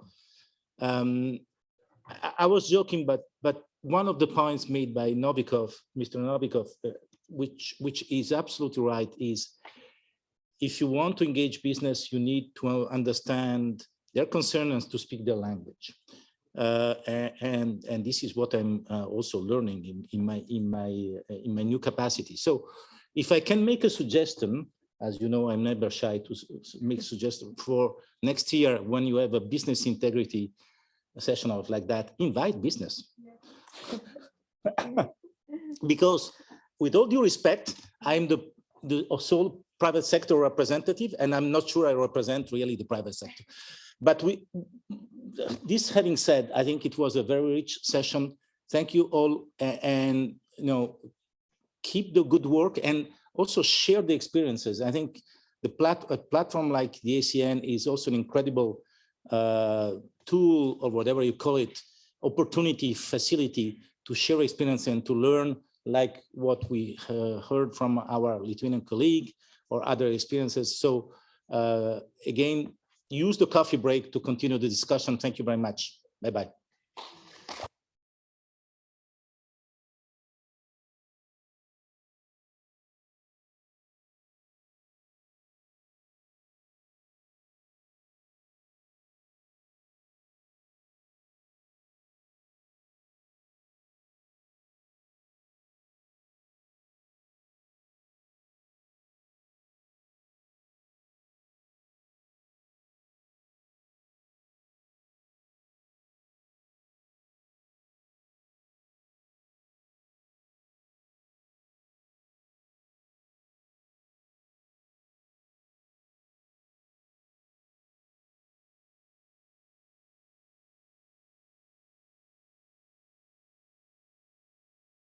So when speaking about law enforcement, we have to keep in mind that this is a particular important issue, especially for the set of countries which we have around the table. We can, I am not underestimating the, let's say, the importance of prevention or, let's say, business integrity, but when it comes to our citizens still appreciate mostly the, let's say, the implementation of the rule of law, which means the activities of law enforcement institutions. And if they see them functioning, if they see that nobody is above the law, then they see that their governments are serious in fighting corruption. So the colleagues which are here with me today, who will be talking to you, carry a special burden, which is not just being effective in their law enforcement efforts, but also in gaining in trust for their governments. And this does not only refer to trust in fighting corruption, but also trust in general terms. So whom do we have with us today? We have 4 prosecutors. Ms. Veronica Dragalin, she's the head of the Anti-Corruption Prosecuting Office of Moldova. Then we have Mr. Bahridin Valiev, he's the first Deputy Prosecutor General of Uzbekistan. Mr. Adil Ulu Kuban, he's the Deputy Prosecutor General of Kyrgyzstan. Mr. Razim Rajabov, he is the Deputy Prosecutor General and also Director of the Anti-Corruption Directorate from Azerbaijan. Miss Mary Butler, she's not the prosecutor, but she is the chief of, you are a prosecutor, sorry. Chief of International Unit from Money Laundering and Asset Recovery Section from the DOJ, United States. And last but not least, we will also listen to the civil society, how the civil society looks at the law enforcement efforts of the countries, and the vision, or let's say the views of the civil society will be presented by Ms. Olena Sherban. She's the Deputy Executive Director of ANTAC, which is the Anti-Corruption Action Center from Ukraine. It's one of the most active NGOs in Ukraine. And basically we have to know that in the last years, let's say due to functioning of the ACN, but also in general terms, there have been many developments in this area in our countries. In the legislative area, countries have established and developed many new or modernized the existing anti-corruption institutions. Some countries even got specialized anti-corruption courts. There have been increased of enforcement efforts, but we can still not say that there have been significant achievements present, especially when it comes to fighting high-level and high-profile corruption. And the colleagues, all experienced professionals sitting here with me today, we were all together try to shed some light on the reasons for successes, maybe also reasons for failures, and we will also spend some time on discussing the future of law enforcement in the region. And I will start with Ms. Veronica Dragalin, she's the head of the Anti-Corruption Prosecution Office of Moldova. She's particularly of great interest for us because she moved back to Moldova from the United States, where she used to be the private attorney and the prosecutor. So she took over the position of the head of Anti-Corruption Prosecution Office in Moldova. So you're still fresh. So what's your impression? What has worked until now? and what did not prove to be very effective in the Moldovan efforts in the law enforcement area against corruption? Yes, thank you very much. And it's so nice to be here. I am relatively new in my position, which I started only in August of this year, but I can speak about initial impressions, especially when we're talking about being a prosecutor in the United States, a much different legal system and a much different status of a country, and this region and the particular challenges that Moldova faces. I think the biggest difference is that Moldova, like some of the other countries that are represented here today, I think it's fair to say has a problem with systemic corruption, meaning that it has really infiltrated all levels of society. And in large part, I think that's because for many years in Moldova's history, we had people at the very top responsible with authority to lead the country that were instead stealing from the country and from the people.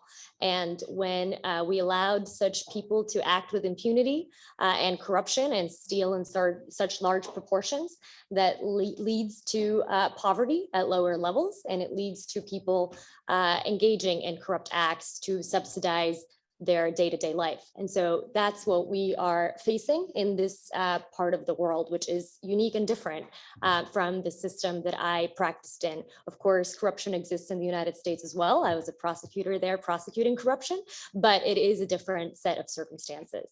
I think what has not worked very well is that the perception in society in Moldova is that while the law enforcement bodies and prosecution institutions have prosecuted corruption generally, it has really been petty or low-level corruption. We have not had very high-profile, high-level corruption successes. And if that's the type of fight we are putting up against corruption, we will never achieve lasting results. I think an analogy would be to the war on drugs. If we focus on the people that consume drugs and sell it on the street on the low levels without addressing really the top tier of the most culpable actors, we're only treating a symptom and not really the root cause of the issue. And so that's why the fight against high-level corruption is so crucial, and why those results are so important. Because if we don't treat that high-level corruption, we won't get to the root of the problem. In Moldova, I think it's been a particularly challenging fight over the past 3 decades, its history as a country. In June 2019, the Parliament of Moldova declared that Moldova had been a captured state, meaning that the regime of Vladimir Plahotniuc, who recently was named as person on the US sanctions list, had captured and sort of infiltrated all aspects of Moldovan government, including the justice system, including the judiciary, including the prosecution office. And so when we ask why didn't we have successes in high-level corruption prosecutions? Well, our state was essentially captured through 2019. Unfortunately, what came after Mr. Plahotniuc left the country was not a completely positive chapter in Moldova's history. We had a new prosecutor general that took office in November 2019, and that same prosecutor general last year was arrested for corruption charges. And so I think it's fair to say that Moldova has put on a fight against corruption, but it has not been one that has been tackling high-level corruption, because the people at the highest level were not interested in those types of results. However, I do think we've had a new chapter, a new age, perhaps, as our colleague from Romania was saying, and what corruption means in Moldova.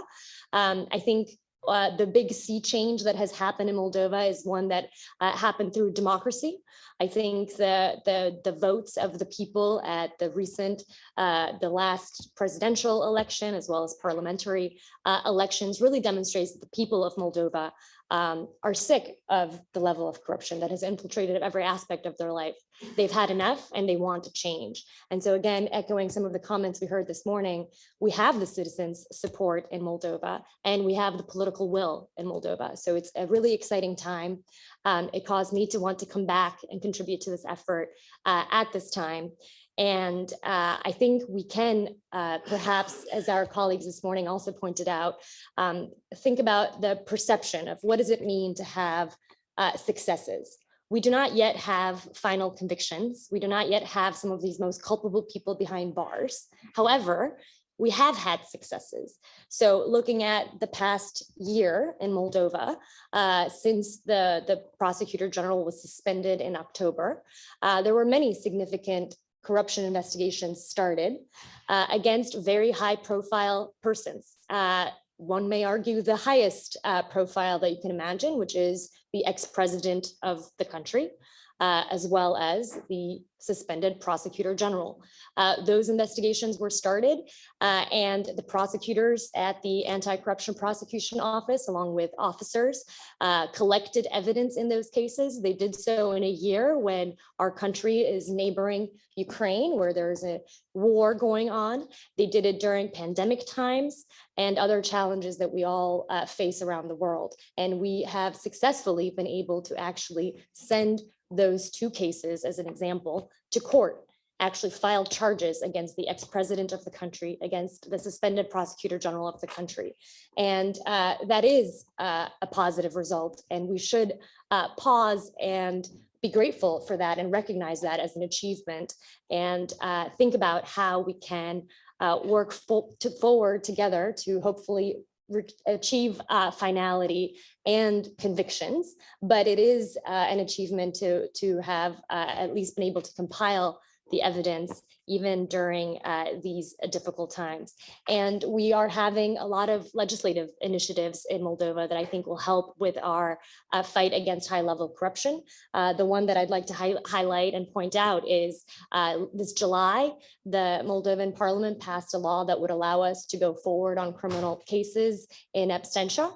So many of our most culpable actors, corrupt actors, oligarchs have fled the country, but the new law would permit us to go forward and hopefully reach conviction and, most importantly, confiscation of their assets. Because even if we cannot take advantage of extradition laws around the world to find them and bring them home, at the very least what we can do is take their assets that are within our country and in countries that we identify elsewhere where international cooperation is so important because through the financial aspect of punishment, I think that's something that the people of Moldova will feel even more significantly than the symbolism of bringing someone and putting them behind bars. I think if we can get millions and millions of dollars or euros that were stolen from the Moldovan people, bring it back to the state budget, that's something that the people of Moldova will feel much more so than just knowing that the actor is sitting somewhere behind bars. So I'm optimistic about the road that Moldova is on. It is a challenging one, but we have many people that some of whom have come back from abroad, like I have. We have others that have been in Moldova and are all contributing to that effort. And so I'm confident that we will have really positive final results to report next time we have an opportunity to have such a meeting. Thank you. Just to witness what we just heard, I spent part of my time also in Moldova, and I have to tell you that, and I'm receiving weekly bulletin on what is going on in the area of anti-corruption. Sometimes I'm surprised how much such a small country can digest in the anti-corruption area in 1 week only. So it is really, there is no mercy now. And I think this is also the only way how Moldova can get healed from the many years of complete, let's say, state capture. What is painful, though, is that the fact that Moldova is, let's say, still missing the level of cooperation for some, let's say, Western countries, in the sense that they are harboring their biggest criminals, and they are still harboring the hundreds of, I will not say millions, I will say billions, not hundreds, but billions of euros or dollars, which have been stolen from Moldova. So, and since Moldova is now, I guess, at the tipping point, because if there will be no sentences, convictions, then people of Moldova will start losing trust. Currently, the energy which is present in Moldova, I would just like to see it in any other country around the world when it comes to fighting corruption. But we have another country which is similar to that, which is Uzbekistan, which for years has been, let's say, a symbol of something very close. But now Uzbekistan has embarked on an ambitious anti-corruption agenda, and there have been a number of legislative initiatives. Some have been already adopted, some are still going on. There is a specialized policy and preventive agency, and a lot of attention is paid to the capacity development of law enforcement practitioners. Mr. Valiev, could you please tell us more about the recent efforts and tell us what has been particularly challenging when it comes to the law enforcement initiatives?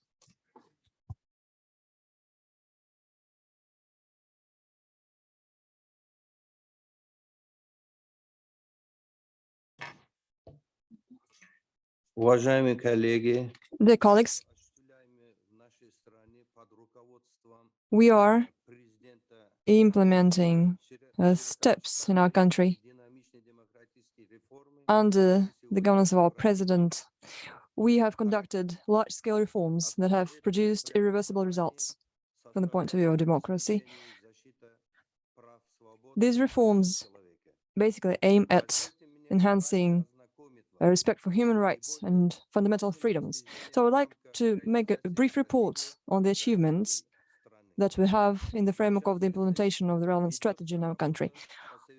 We are now improving the legislative framework in combating corruption. We're also implementing international standards and recommendations. We're now finalizing drafting new criminal and criminal procedure codes under the aegis of the National Prosecutor's Office. So we have now new drafts of these codes, which strengthen liability for corruption offenses. They also establish criminal liability for conflicts of interest and deliberate breach of public procurement procedures.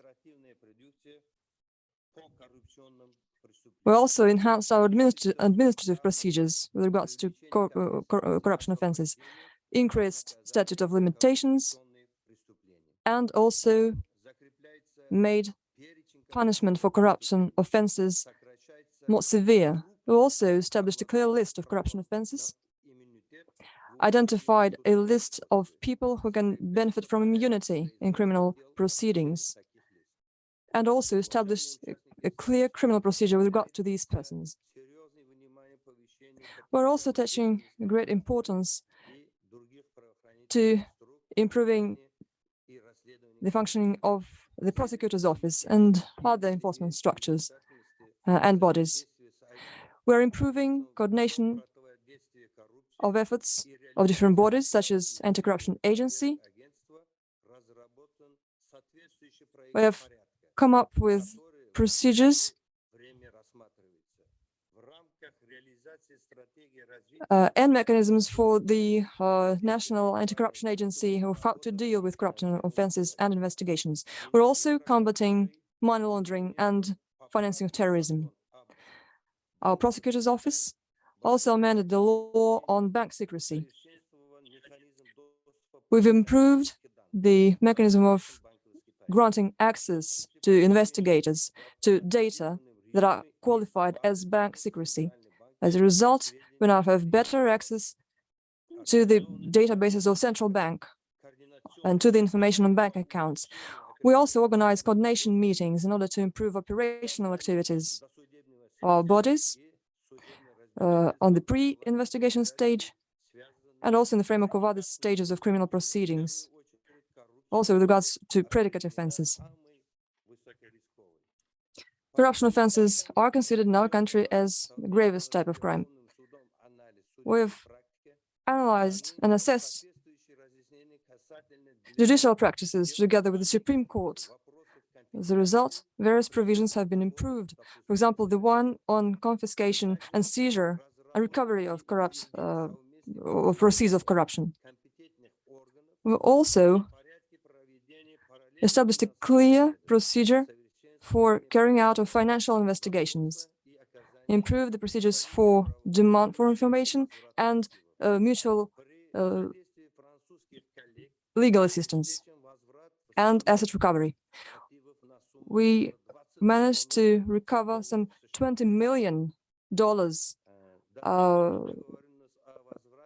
owing to our cooperation with French colleagues. $131 million were recovered from Swiss via the relevant, via the partner trust fund of the United Nations organization. The General Prosecutor's Office is also acting as a member of the informal enforcement network. So we're cooperating with our colleagues from countries that are members to this network. We're also improving qualifications of and skills of our employees and organized trainings. We cooperate with the OECD in the framework of a joint project aiming at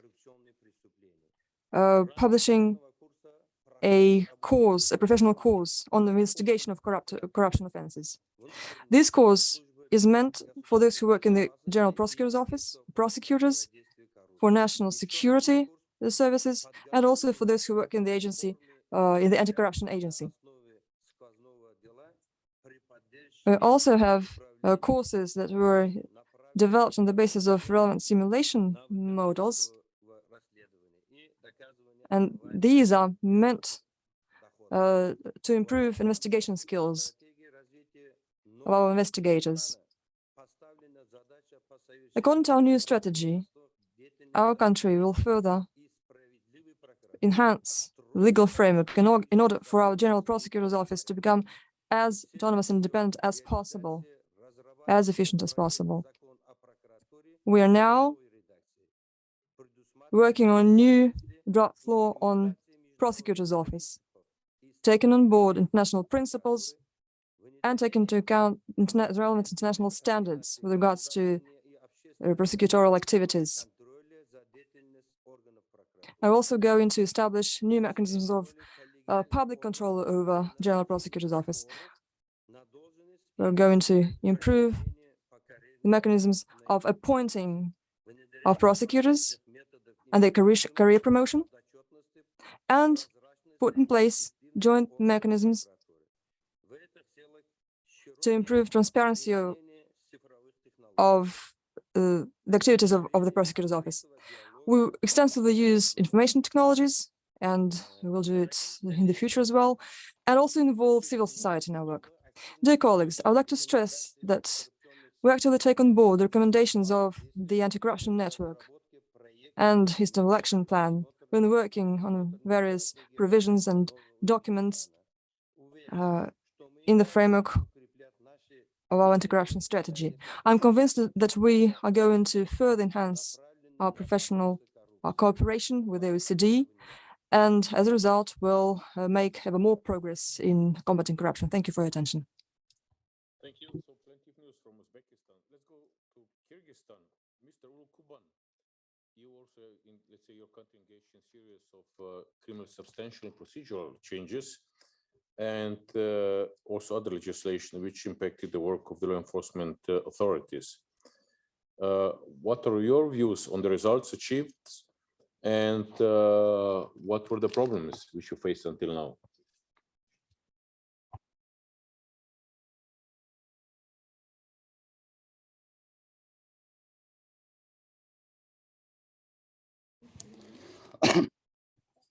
Mr. Chair, dear colleagues and participants of our today's meeting, let me first of all welcome all the participants of this high-level meeting at the OECD. And I'd also like to thank the OECD for cooperation in combating corruption and in conducting our anti-corruption reforms. I have prepared a 5-minute report, but in fact, We have had almost a day of meetings. I would like to change the format of my report, or my presentation. Take into account what has already been said in this room.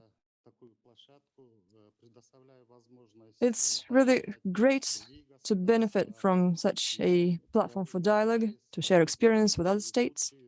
It enables us to see the differences that exist between our state and the situation in other countries. It's great to know which concrete steps are taken by other states.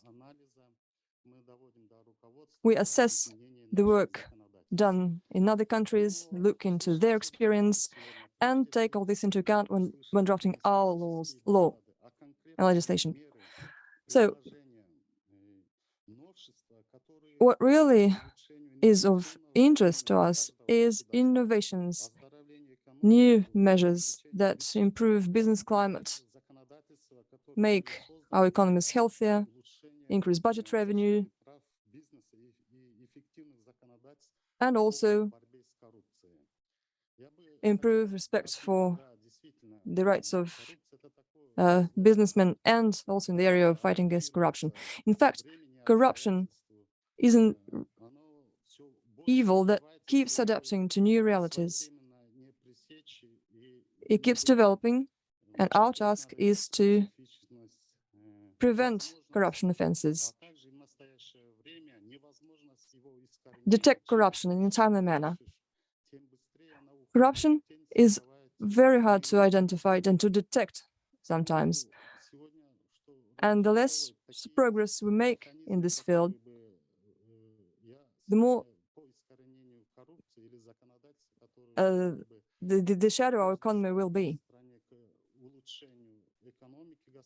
I know that many countries adopt laws to fight against corruption, but do these changes really make a difference? Do they really have a positive impact on the economy? Now, you asked me to provide brief information on changes in our criminal code and our legislation as a whole. So, when answering this question, I would like to note that until recently, our European partners and other countries indeed invested huge sums of money in legislative reforms in Kyrgyzstan. A lot of experts were involved in this work, but as you know, this does not really guarantee achieving good results if you don't take specificity or country-specific into account. All these efforts may turn out to be pointless. Now, in 2017, we adopted a new criminal and criminal procedure codes of the Kyrgyz Republic. As a result, the institution of investigation of criminal activities was excluded, was taken out from the criminal code. The timeline for investigation was increased. Now, what were the consequences of this? In fact, when these reforms were conducted in 2017, I drew attention to the fact that these reforms were copy-pasted, in fact, from what was done in Ukraine. Well, Ukraine is a different state with a different mentality, and perhaps that was the reason why these reforms proved inefficient in our country. For example, as far as the investigation is concerned, very often it happens so that investigation was simply dropped, was simply stopped, in fact. We have a lot of controlling bodies, a lot of oversight bodies.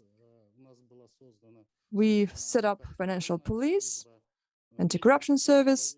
So there was a broad variety of various agencies and bodies. There was also a prosecutor's office involved. Citizens were involved as well, investors and businessmen. So as a result, when the political situation in our country changed in 2020, when the president changed, more than 200 pieces of legislation were scrutinized and expertised. and revised. Why am I talking about it? The thing is that the investigation prerogatives were given back to prosecutor's office. As a result, the prosecutor's office independence was enhanced. We also reduced significantly inspections of businesses. Inspections are now only possible if there's a relevant authorization of prosecutor's office. The thing was that a big number of inspections badly affected investment climate. As a result of the reforms, we managed to significantly increase budget revenue. It actually doubled.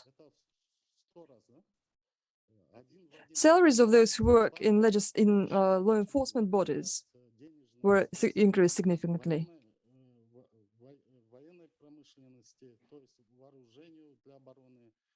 We also increased funding of defense industries, of security. We increased construction of social facilities, such as kindergartens, for example, schools, preschool establishments, as well as hospitals. So their number significantly increased, especially in Bishkek, the capital. Well, why am I raising all these points? Well, we're all trying to prevent corruption. This is true for Kyrgyzstan and for other countries as well. But the problem is that whenever you detect corruption, whenever there is a corruption offense, assets leave our country. Assets and the money go to offshores, and we have no access to them. There's no way for us to recover them. So it would be really great if all the states, all the countries really united their efforts and perhaps assign a contract or an agreement that would facilitate the recovery of these assets. This would be really a very efficient step in terms of combating corruption. Now, there's something else I would like to say. It might sound trivial, but financial resources are often funneled via the internet. IT technologies are used extensively by corrupt officials, by those who commit corruption offenses. We use WhatsApp applications extensively, for example. We communicate a lot via this application with our colleagues from the United States in order to have as broad access to information as possible. So this is, in fact, as far as our reforms are concerned. These are our achievements. We've significantly increased budget revenue, we've cut the number of inspections and streamlined the entire system of inspections and improved business climate. Many thanks for your attention. Thank you. Well, you're right. You see, simple copy-pasting from one country to another doesn't bring any results. You know, we always have to adjust to the local circumstances. And let's say entering the fifth round of monitoring the ASEAN, I'm sure that say the reports will be tailor-made to your needs, and the situation will be improving, hopefully soon. So, Mr. Rajabov, you're director of the Anti-Corruption Directorate of the Prosecutor's Office in Azerbaijan, which exists for 18 years already. This is quite a long period, let's say, for an anti-corruption prosecution office. And you know that the ASEAN for the years has promoted the principle of specialization of anti-corruption law enforcement agencies and individuals. And we will continue to do so. So my question to you is very simple. Are we right when we emphasize so much this specialization? And also in more general terms, you know, being director of such a directorate with such a long-standing tradition, I'm sure you're aware of also some other lessons which could be important for, let's say, colleagues around the table which work in the institutions which are a bit younger than your directorate.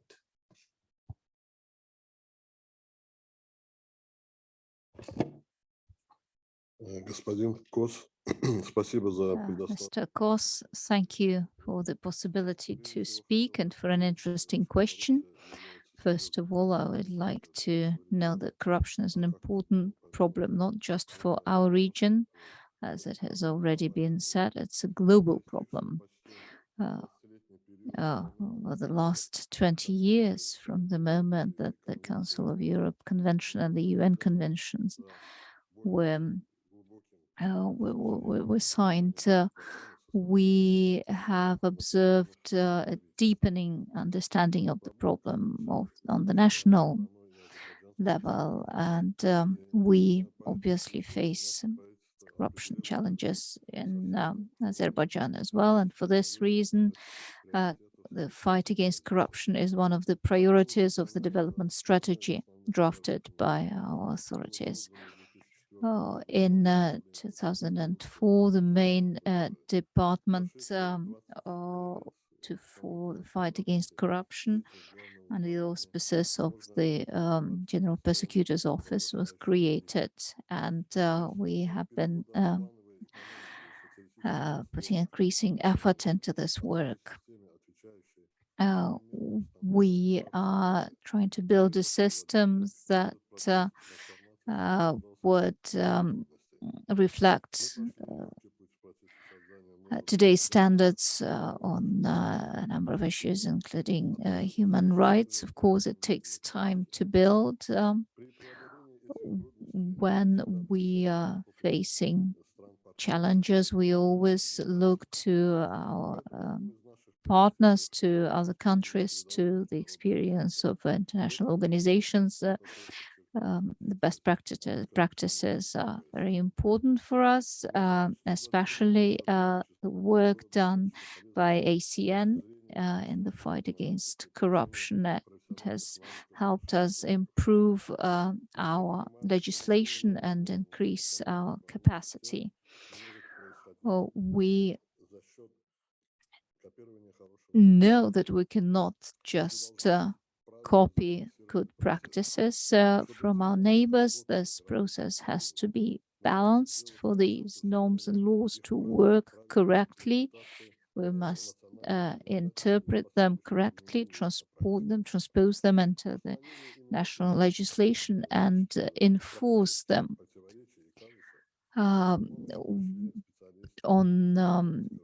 In practice, we have been dealing with these challenges with the help of various experts, but we know that criminals also develop dynamically, and financial transactions are now cross-border, and the problems are increasingly global. We rely on the experience of our international partners, and this is also true for our law enforcement efforts. So this is what I have wanted to say. Thank you. Thank you. It's not enough just to fight corruption within the boundaries of one country. What is also important is the international cooperation, seizure and confiscation of, let's say, deprived assets and the asset recovery. And Ms. Butler has extensive experience in doing that because she's working on the implementation of the anti-kleptocracy initiatives of the US Department of Justice, and also dealing with the forfeiture and return of assets to many Asian countries. Ms. Butler was also engaging a lot with the network and with the Istanbul Anti-Corruption Action Plan monitoring. So you have the experience, you have the knowledge. So what would be your assessment? Have the ASEAN countries progressed in the areas of, let's say, first of all, fighting corruption, but then, of course, especially in the area of international cooperation, seizure, confiscation, and recovery of assets? Yes. That was fine. Okay, let's continue. But that's not the whole story, of course. First, I want to say that, as you say, I've been involved in this process for some time, mostly as an evaluator in certain countries, but also in sharing experience with groups of prosecutors and investigators. I'm a career prosecutor myself. And I take to heart the role of evaluators for the ACN, because I have also been part of the team of my country that prepares to meet with evaluators and take their criticisms. The preparation is exhausting and extensive, but what we have been able to accomplish by meeting the questions is both effectively explaining where there's miscommunication, where we are actually doing a good job, where we are meeting international standards, and taking our lumps where we're failing. And the most obvious one is the United States was way behind on beneficial ownership disclosure requirements, embarrassingly for an economy like we have. And it took some hard punches by FATF and OECD and UNCAC to finally marshal the political will to fix the problem. I'm sorry, you were part of it too, probably. but so the point is that I think everybody engaged in this process understands that we come at this from a good place to provide constructive criticism that you can use to make improvements that you think in your process that you need. In terms of progress, I say the answer is yes, but it's not the only answer, because clearly some countries in this region have embraced so dramatically this idea that specialized investigators, prosecutors, and even courts are the best solution anybody can think of to try to attack high-level corruption and even middle-level corruption. Nobody has a better idea. People who haven't tried it aren't doing better. So I think we've got some progress here. We've got other problems that hold back on the progress of these specialized institutions, and we have to keep working on them. One of them is something Veronica and I were talking about earlier today, which is that in some countries there's still broad personal liability for prosecutors and investigators if people aren't convicted, and or if international restraining orders are lifted. I mean, this defeats in most instances the purpose of the whole seriousness of purpose. There are other ways to deal with prosecutorial misconduct than to have such a heavy sanction on the work of conscientious prosecutors and investigators. And at the same time, even in a country like Ukraine, where there was a broad commitment to this process, we see challenges to undermine the jurisdiction of the specialized bodies. So, you ask, well, why aren't the highest level corruption cases being addressed by these specialized bodies? Well, there are forces taking those cases away from the specialized bodies. And so there are challenges that continue, but of course, a lot of progress has been made, I think, in this region in terms of even the possibility that we would think about the idea of specialized anti-corruption courts. I mean, myself, I didn't see that happening in my lifetime, but it was necessary. Civil society saw it was necessary and came together with other reformers, and it's happened. And I think we've seen movement in that direction in other countries too. Where we fall down, everybody has talked about today. We cannot simply criminally prosecute ourselves out of the corruption problem. We have to have prevention. We have to have institutions that build integrity. And we have to think about non-criminal sanctions like non-conviction-based confiscation.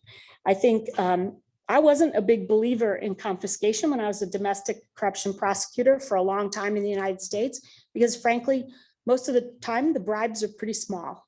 And most of the time they're things like a trip somebody shouldn't have taken, a very expensive one, but the money's gone. Or it's a campaign contribution and the money is gone. But when I see the kind of corruption that I work on now in the anti-kleptocracy initiative, I see that if we don't use non-conviction based confiscation, we don't have a chance.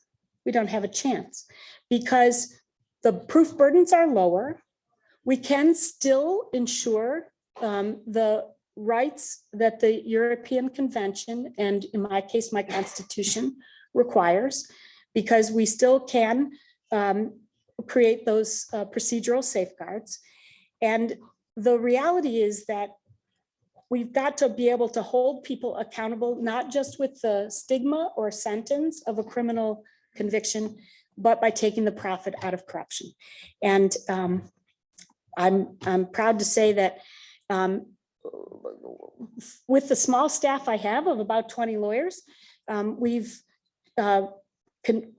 confiscated and assisted in returning $1.6 billion in the last 10 years. We're still fighting over $1 billion more in assets.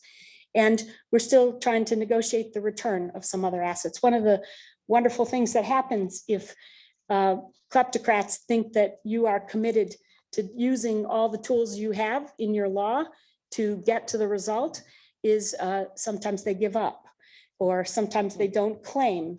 And so in my practice, we get no fight, a huge fight, or a medium fight, but we're ready for all of it. And we could do more. We certainly could, especially given the size of our economy, because our law allows us not just to confiscate assets linked to crimes where the money is invested in the United States in real property or bank accounts or art, but also dollars that go through our correspondent banking system. In fact, several of our cases involve money that move through New York banks and then sits elsewhere in the world, including in Europe. And this takes me to the third and last point. Obviously, international cooperation is the only way to do this. The evidence is usually in a different country than the asset. But in most countries' laws, you have to prove that the asset was obtained or was used to promote some criminal conduct.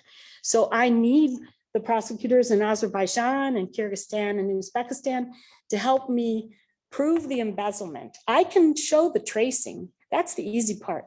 What I need is what is the evidence that the money came from an illegal source? And many of the cases that we've been very successful on involve embezzlement. That's the easiest. All these crimes are hard, but embezzlement's the easiest when our foreign partners cooperate, because it's just tracing. The money comes from a government account into a Malaysian buddy of the prime minister, has no business being there. So those are easy. The harder ones are bribery and extortion. And those are hard in any circumstance, but if we're not working together, we're not gonna make it. I mean, the servers for a lot of communication devices are in my country. So you need me for that, for your own domestic cases. And I need you for the underlying evidence of the source, illegal source of the money, so I can link it to the dollars. And I have to say that I think the progress we've seen is uneven, but on the whole, in the right direction. Thank you. Well, two things. First of all, if you say that there's a progress, then we trust you. And second, when the OECD Working Group for Bribery will be negotiating the next legal instrument involving, let's say, a recovery of assets and, let's say, compensating the victims, we will invite you. We will not invite the usual delegation, but we will invite you. My partners in the FCPA unit will want my seat, so we'll have to work that out. We will insist. Well, I'll hopefully have given more money back to people at this table by then, so we'll be in good shape. Thank you. So let's say ANTAC is one of the most active NGOs in Ukraine, which by itself is the country where the level of engagement of civil society is the highest one I ever witnessed in any of the countries around the world. But ANTAC is not only characterized, let's say, by the usual work of civil society, which is advocacy and so on, but also the organization takes a lot of, let's say, emphasis on the independence of investigators and prosecutors.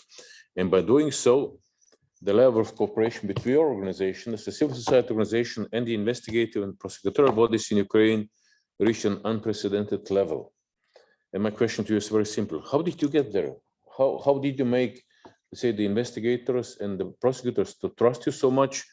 And what would you, let's say, suggest to the others to protect the independence of investigators and prosecutors, especially in high-level corruption cases?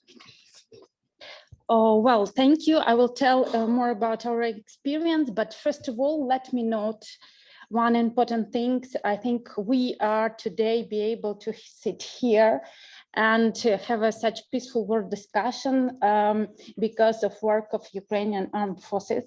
Thousands of soldiers today are defending democracy values, the values of free countries, the values which lie in the heart of the OECD, and I hope all the other who are today with us. Well, among these brave soldiers today are the representatives of Ukrainian anti-corruption bodies, the representatives of NABU, National Anti-Corruption Bureau, National Agency of Corruption Prevention, specialized anti-corruption prosecutors, and instead of fight for rule of law and justice in court, they have today to fight with the guns in their hands. And some of them even lost their life in this war. But actually, despite all these difficulties, we in Ukraine and our anti-corruption bodies continue doing their job and showing remarkable results and developments. Actually, we also in Anti-Corruption Action Center as a civil society continue doing our mutual job, our cooperation, because and I'll tell you the reason of effectiveness of this job. First of all, we in Ukraine, civil society in Ukraine was at the roots of creation of anti-corruption bodies. After the Revolution of Dignity back in 2014, we decided to create a totally new bodies, and civil society was deeply in the process of creating the idea of these bodies, drafting the laws, making advocacy, communication campaigns to persuade our parliament to vote for this legislation, very often again their wish. And actually we were very deeply in all these processes. At that time, we decided to create a new agencies from the scratch because there was no trust from public to the old institutions. That's why after some 3 years of working, we realized that we need also anti-corruption court because all courts was not ready to cope with these problems. The campaign of creating anti-corruption court lasted 2 years, and we began the campaign from the totally denying from authorities the necessity of this court. But now court works 3 years. Court ensures the justice in high-level corruption cases. And actually in new circumstances of war, court is responsible for seizuring Russian assets who fought a war in Ukraine. The second reason and the second our activity is we are constantly monitoring the activities of anti-corruption bodies and our implementation of anti-corruption legislation. The civil society in Ukraine participates in the selection process of the staff of the anti-corruption bodies, management of the anti-corruption bodies. We, one more important thing, we are actively monitoring the progress of high-level cases in court. We attend court hearings. Actually, sometimes we detect there are some manipulations, some attacks on anti-corruption institutions, and we are there to tell the society the truth, what is happening in real. And this also helps us as a civil society to detect the problems in practice, to detect the loopholes in legislations, and then again advocate for changes in legislation, for improving our legislation, making it according with the international standards. The third thing, very important, is now in Ukraine, civil society is ensures an independence of anti-corruption bodies in Ukraine. Because actually, when the first cases went to court, the first attacks on anti-corruption institutions began, and this includes enormous attempts to dismiss the leadership of anti-corruption bodies, enormous attempts to change or roll back our legislations. And actually, we always try to stop these processes together with our partners, with international partners who support Ukraine by financially, with the journalists, with our reformers in authorities, with allies. So in this process, this job of protecting anti-corruption agencies is not easy, but there is a key. We see the key for it in Ukraine. It is finding and keeping strong allies around the reform. And these allies, as I said, is journalists, international partners, reformers in authorities and in self-institutions. Yes, this creates a huge support for the anti-corruption institution. Also, we understand in this process that very important you ask why they believe us. I think they see the support, they see the possibilities of civil society, and itself anti-corruption institutions is interesting to cooperate with us, to work with us, and we actually help them to be independent. So that is not a problem for trust with them, but now in Ukraine, despite all these things, what happened, we continue its work.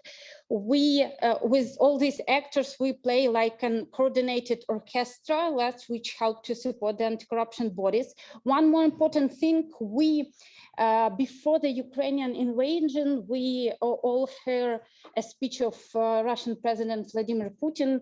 Mr. Novikov told about it. And in this speech, he was very disappointed with Ukrainian anti-corruption bodies. He actually named these bodies. He told about Ukrainian strong civil society. And for us, it's one more evidence that we are on the right way. It's one more evidence that Russia uses corruption to bribe Ukrainian officials and to influence our countries. That's why we continue our work. We now continue justice reform, continue improving our legislation, cleaning our courts, because we understand that this is something which helps us to speed up our victory. Because independent institutions and court is something that will motivate our defenders in the front, is something that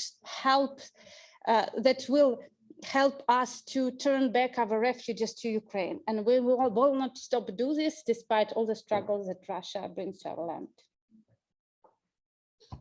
Thank you. Well, you just heard the story, which will help you to understand why the civil society has such an important role in Ukraine.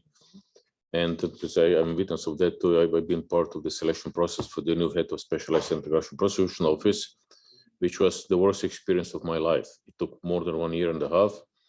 And I can tell, at least for the 3 international members of this selection committee, that without the constant support and engagement of civil society, I don't think that any of us would stay in the committee. So thank you for that. So we only have 18 minutes left, not because of us, but because of the previous session, which extended significantly. So now, with the exception of Ms. Sherban, I will have the same question for all the prosecutors around the table now, which is, what do you think? What needs to be done next to, let's say, to increase the effectiveness of the law enforcement in your countries even more? And what are the biggest challenges you expect to face when doing this? Ms. Dragolin, we'll start with you. I'll start with the second part so that I can end on a positive note in terms of the biggest challenges. So to echo what you just mentioned in terms of feeling like you are on the right track when our anti-corruption institutions are being attacked. This week in Moldova, there's a concerted effort to challenge in court the appointment of my position as the anti-corruption prosecutor, the appointment of the current prosecutor general, interim prosecutor general, who's a person of high integrity, as well as one of the adjuncts in my institution that I selected a couple of weeks ago. So it's not a coincidence that all of these things are happening at once. I think it's an indication that we are on the right track in prosecuting strong cases, but I think that's the reality of what we will have to face. Those are the challenges that we have ahead, because if we have success on this front, we will upset a lot of powerful, rich people who don't want things to change. But that is our mission, and that is what we will do. I think for Moldova, I have two things that jump out as opportunities for making positive change. I think mainly from my perspective in the United States system. The first is increasing transparency in the criminal process system. I think overall it's been mentioned at today's meetings that deterrence is a big goal. Frankly, I think as a prosecutor, if we succeeded in just having a big deterrent effect, and so that we had less crimes that were committed, that would be a great achievement. That's a better achievement than sending thousands of people to jail. But in corruption cases, if you don't have transparency into what scheme was committed, what exactly happened here, what is this person charged with? Corruption is not an obvious crime like murder or something more straightforward. Sometimes it's subtle. It's all about relationships or circumstantial evidence that shows that someone accepted a bribe for official acts. And so giving more visibility to the citizens of our countries into what it means when we've actually uncovered a scheme of corruption, being able to, for example, publish the charging document so that it's much more clear what it is that we are accusing these people of. In fact, even publishing the names of some of the high level, especially the high level officials or high profile individuals, not necessarily just officials, to set an example for others to know that you cannot act with impunity without consequences. I think those would have really positive effects, particularly in a country like Moldova, where we do not have trust in our institutions. We do not have trust in our justice system. And so prosecutors are accused of taking actions for bribes or taking actions at the direction of politicians. If instead we were more transparent and we were able to show the proof behind our charges, the rationale behind certain cases that are filed, I think that would help us gain the trust of the people in our institutions and in the rule of law. I know there are, I think, you know, we talked about this over lunch with some of our colleagues in the European Union, there are different principles, a little bit stricter than, I guess, in the United States with respect to privacy and data protection. However, I think each country has to make its decision for the climate that it is in. And in Moldova, because of the lack of trust in the rule of law, the system of justice, more transparent is absolutely crucial and necessary for us to have the effects that we want, like deterrence for future crimes. The second opportunity for change is, again, it was mentioned this morning. I like the phrase that we should think about impact-driven decisions. What are the ways that we all have limited resources, right? All of our governments have limited resources. So how can we use the limited resources that we have to make the biggest impact? And one major difference that I've noticed in the law system here in this region as compared to the United States, there's not as much discretion of the prosecutor. If we receive a complaint, we are obligated to react, to investigate, to do certain things within short periods of time. And so instead of analyzing of the 20 cases that I have on my desk, which one is the one that's going to make the biggest impact that I should concentrate on? Instead, the prosecutor is obligated to take action in every single one. And so instead of saying that we should completely revolutionize our legal code and follow a different one, I think one aspect that would help a lot would be reviving or giving more life to the plea agreement, that plea bargaining system, which is very widely used in the United States.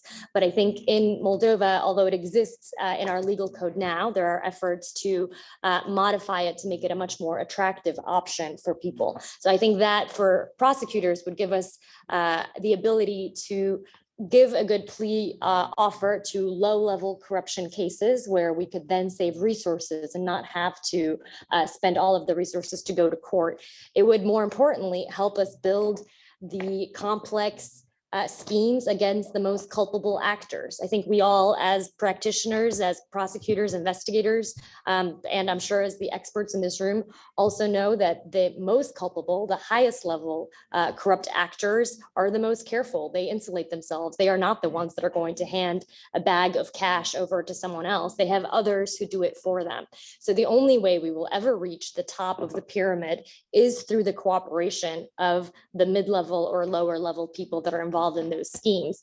And plea agreements that give credit for cooperation are the only way that we can actually achieve results at the high level offenders, which is what really I think our goals should be. It's to address the roots of the problems and not just the symptoms themselves. And so more transparency in the criminal process, better use of the plea agreement and cooperation credit for plea agreements. I think those are two paths forward that will hopefully help us in our fight against corruption in Moldova.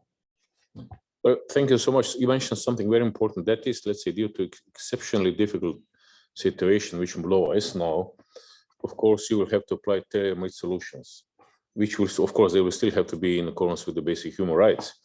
But this doesn't mean that you mandatorily have to follow, let's say, the ordinary or the usual course of action, because then we will not achieve anything. What would be the point of following, let's say, the usual course of action, and then in 2 years to lose the country for, let's say, non-democratic movements? And let me end it that way. I see that there's a light at the end of the tunnel. In the case of Moldova, it's a huge and bright light. Thank you. Ms. Valiev, you mentioned Mr. Valiev, you mentioned already that some future activities of the prosecutor's office in Uzbekistan. Is there anything else you would like to add? What are your plans? What are your own plans and what are the challenges you expect?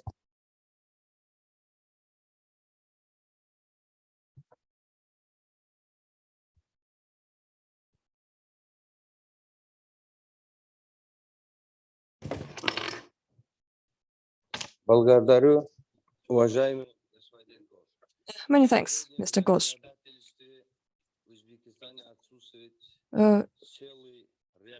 There's a number of mechanisms that are currently absent from the legislation of Uzbekistan. For example, the one on confiscation without conviction or seizure of assets that are above legal revenue or legal income of an individual. We also lack some other provisions on confiscation. In the framework of the Istanbul Action Plan, we've received some recommendations that will help us bring our legislation closer to the FATF standards. And we have already developed a number of initiatives in this area. However, right now, they do not benefit from the support of all the participants of the legislative process.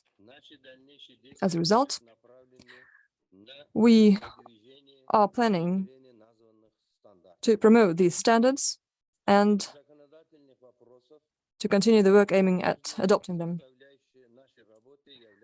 Apart from legislation, we are also working on improving skills of prosecutors and investigators in terms of the utilization of the current procedures and mechanisms. We also support the initiative of the OECD on establishing a matrix of corruption cases with the involvement of top officials. And this will certainly be one of our priorities. As far as the asset recovery is concerned, we're now benefiting from the support of the UN in addressing the issues of assets managing And we're also cooperating with the EU and the Council of Europe in the area of assessment of our legislation concerning return of assets. We would like to broaden the powers of the prosecutor's office in terms of asset recovery, and also perhaps establish a specialized unit in prosecutor's office, because this is something that our colleagues from Azerbaijan have already done. So we could perhaps borrow this initiative. We have also approved technical provisions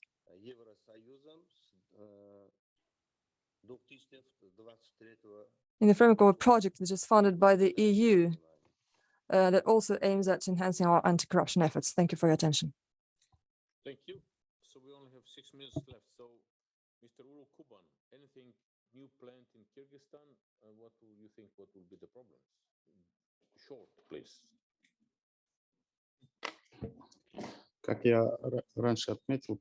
As I have already said, the human factor is very important. Minimizing human factor is very important in combating corruption, as well as deploying IT technologies. It's also important to enhance cooperation between law enforcement bodies and other authorities, also at the international level. It's important to enhance our cooperation with the European countries and the US as well. We managed to return $5 million with help of our colleagues from the United States. In fact, this was the money that was held by the former president of our country, Mr. Bakiyev.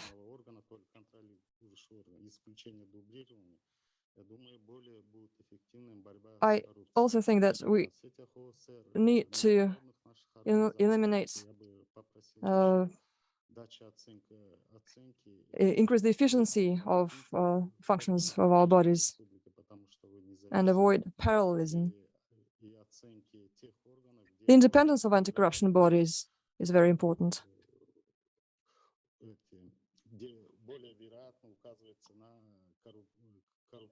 And it's also important to have a possibility to conduct independent investigation of corruption offenses in public bodies, in state bodies.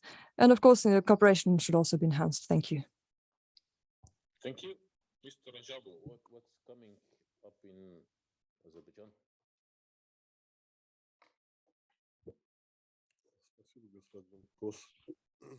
Thank you, Mr. Kos.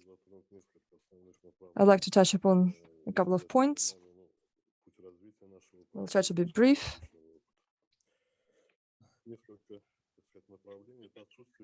I will briefly speak about future areas of work. We have problems from the point of view of cooperation between our investigative and prosecutorial bodies in terms of investigation of money laundering cases. We also have issues in the area of protection of whistleblowers. Prosecuting officials that benefit from immunity is also an issue. I'm talking about judges, first of all. Now, fighting against corruption takes time. It's progressive work, and combating corruption cannot be cast in stone, if you will, because corruption keeps changing, and so we need to adapt. We need to be able to respond swiftly to changes. And this is also something we are going to work on. In conclusion, corruption is no longer a problem of just one state. It's not a national problem anymore. It's an international one. So cooperation is crucial. It's key to success. Our country is committed to international law, and we're going to pursue our efforts in respect of the principle of good neighborhood. Finally, a couple of words on the ASEAN work. We believe that the fifth round of monitoring will be very important for all of us. It will be based on new performance indicators and will certainly yield new recommendations. The law enforcement network of ASEAN is also very important from the point of view of building relations and interaction between our law enforcers and exchange of views and experience. So in brief, this is about it. Thank you. Thank you so much. Ms. Butler, a bit different question to you, and we only have a few minutes left. And the question is, let's say when countries are making a decision to return the stolen assets back to the countries where the assets were stolen from, they were very afraid that the money will go back to the hands of the corrupt guys who have stolen the assets in the first place. So what countries can do to let's say, to prevent this from materializing, and what should be the arguments of those victim countries influencing the countries to really get the money back? So these are good headaches, right? We have recovered the money and now we're trying to return it in a transparent and accountable way. And it's very important for both sides to understand that they both share the responsibility to ensure that these assets that were stolen and taken outside of the rule of law are returned through the rule of law, and that that's demonstrable to the public, and that the funds are used in a transparent and accountable way. That recognition has to be on both sides, or the negotiations are miserable and stalemated. But additionally, from our perspective, we would like the assets to be used to address the vulnerability that led to the corruption in the first place. Is there a weak procurement program? Is there not enough anti-bribery enforcement? What is the problem that led to this loss? And can we use some of these funds for that purpose? We often face great resistance to that, even though it seems obvious that everybody should be committed to preventing that in the future. So we don't always spend the money or through agreements that we negotiate in the way we hoped. But the primary concern is that it has to be returned in a way that's transparent, accountable, that civil society can investigate, and that everyone can understand was not returned because we also took the money in a way that violated the law, that it was through a rule of law process. These are good headaches. But still headaches. Yeah. Thank you. So, Ms. Sherman, the last question for you. Let's say we will meet in similar setup. Большое спасибо, Мишель. У меня к вам слово. Мы снова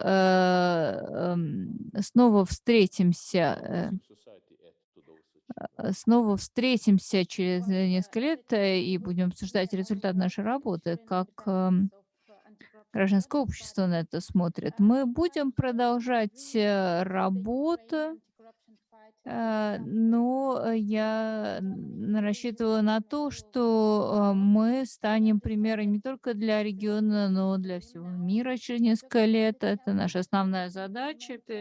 Какие вызовы перед нами стоят в ближайшее время? Это, конечно, в первую очередь победить в войне. Второе, знаете, сейчас огромный план разрабатывается по восстановлению Украины. Это значит, что в Украину попадет очень много денег. С большими деньгами всегда связаны большие риски. Мы убеждены, что гражданское общество, международные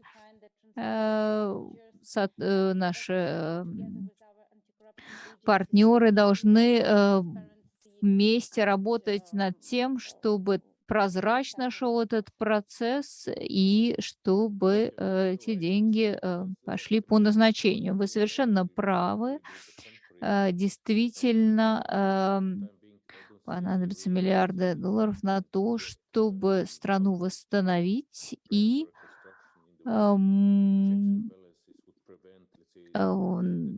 необходимо задуматься о той системе, которая обеспечит надлежащее использование этих денег, проследить за тем, чтобы эти деньги не были украдены. И сейчас пока что еще эта проблема не решена.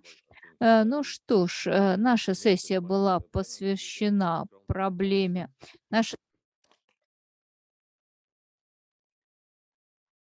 And I pass the floor in the management of the next session to Mr. Pinot, who will bring this day to an end. Nicola.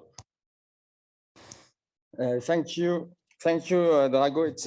It's always a challenge to close a meeting like this that lasted for 1 day and to retain the attention of the delegates for this last session. But I will try.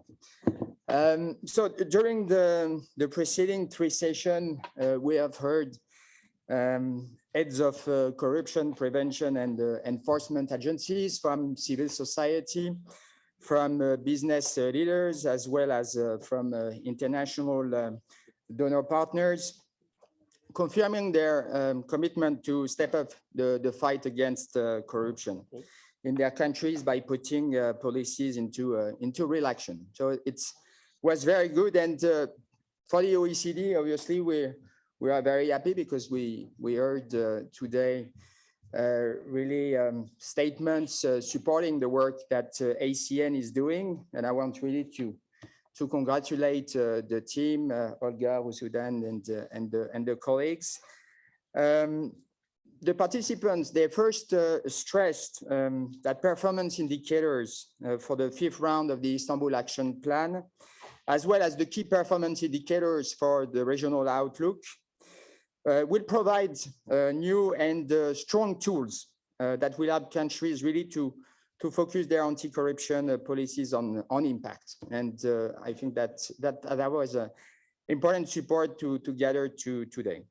They also welcome the matrix of high-level corruption cases as the new tool for the ACN law enforcement network to help them focus on this complex and dangerous form of corruption. And also the participants, they agreed that governments should actively create the conditions for business integrity, should engage with the business on an equal footing, and delegates also express their full support to the business integrity programs of ACN. So for these 3 reasons, we are happy about the outcome of this meeting. And maybe let me just say a specific word on the indicators. And in particular, the emphasis of this 5th round of the Istanbul Action Plan on indicators. It's absolutely key, and it's great that ACN colleagues have really moved let's say the needle in this area by having developed this very comprehensive framework of indicators to measure performance. We need a robust evidence-based and objective indicators to measure progress, to also evaluate the gaps, and to chart the way forward. And I know that it's become a bit cliche, but still it's very true. We don't manage what we don't measure. So I'm happy that really as part of this 5th round of the Istanbul Action Plan, there will be a very strong measurement framework. Let me now move to a more, let's say, political tone for this closing. I'd like to give the floor and to invite countries that I understand did not have the opportunity to speak today to now take the floor and also to reiterate, we hope, their commitments to the fight against corruption. So I will invite several heads of delegation for relatively short interventions of 3 to 4 minutes. So those countries are obviously part of the ACN program. So they will let us know how they see precisely the usefulness of the ACN program and their, as I said, their commitments to the fight against corruption. So I'd like first to start with Mr. Julian Rousseau, who is director of the National Anti-Corruption Center of Moldova. Thank you. Esteemed colleagues, it's an honor to address to you these closing remarks after a very intensive day. I would have three key elements that I would like to concentrate my efforts on. The first one relates to evidence-based policy making to address corruption deficiencies. Of course, these are very tailored to each particular country, and we understand that we need to address them first based on the information that we are gathering. And in this respect, the working plan for the next 4 years that is envisaged for the ACN network is an important step forward to have those evidence-based public policies developed and with proper background information. I will give a small but very important example from the Moldovan perspective. The discussions about the vetting exercise in the judiciary was in our country starting 2019. What we did first, we searched for examples. One of the prominent examples was Albania, but at the end of the day, we decided otherwise. So instead of doing a full-fledged vetting, we took this subject, a very complex subject, not wanting to paralyze the entire justice system, and divided a bigger problem into smaller ones. In essence, we started with the integrity of the self-governing bodies, which are now in the process of full-scale pre-vetting, as we call it. In essence, we used the calendar that was at our disposal, meaning in practical terms that the mandates of the two councils were elapsing. So we didn't check the integrity of the members through their positions of judges or prosecutors, but we're doing that through their current positions of candidates for members in those councils. Respectively, we're only checking their integrity, and then it is the judges and prosecutors individually who have to decide through a public vote in the two general assemblies who should be part in the two councils. So this is one practical example of how we tackled this exercise. Thus, our hope is that in due course, hopefully by next spring, we should have two integral councils that will become two important allies in our process. And the next stage would be to check the integrity of the judges of the Supreme Court of Justice.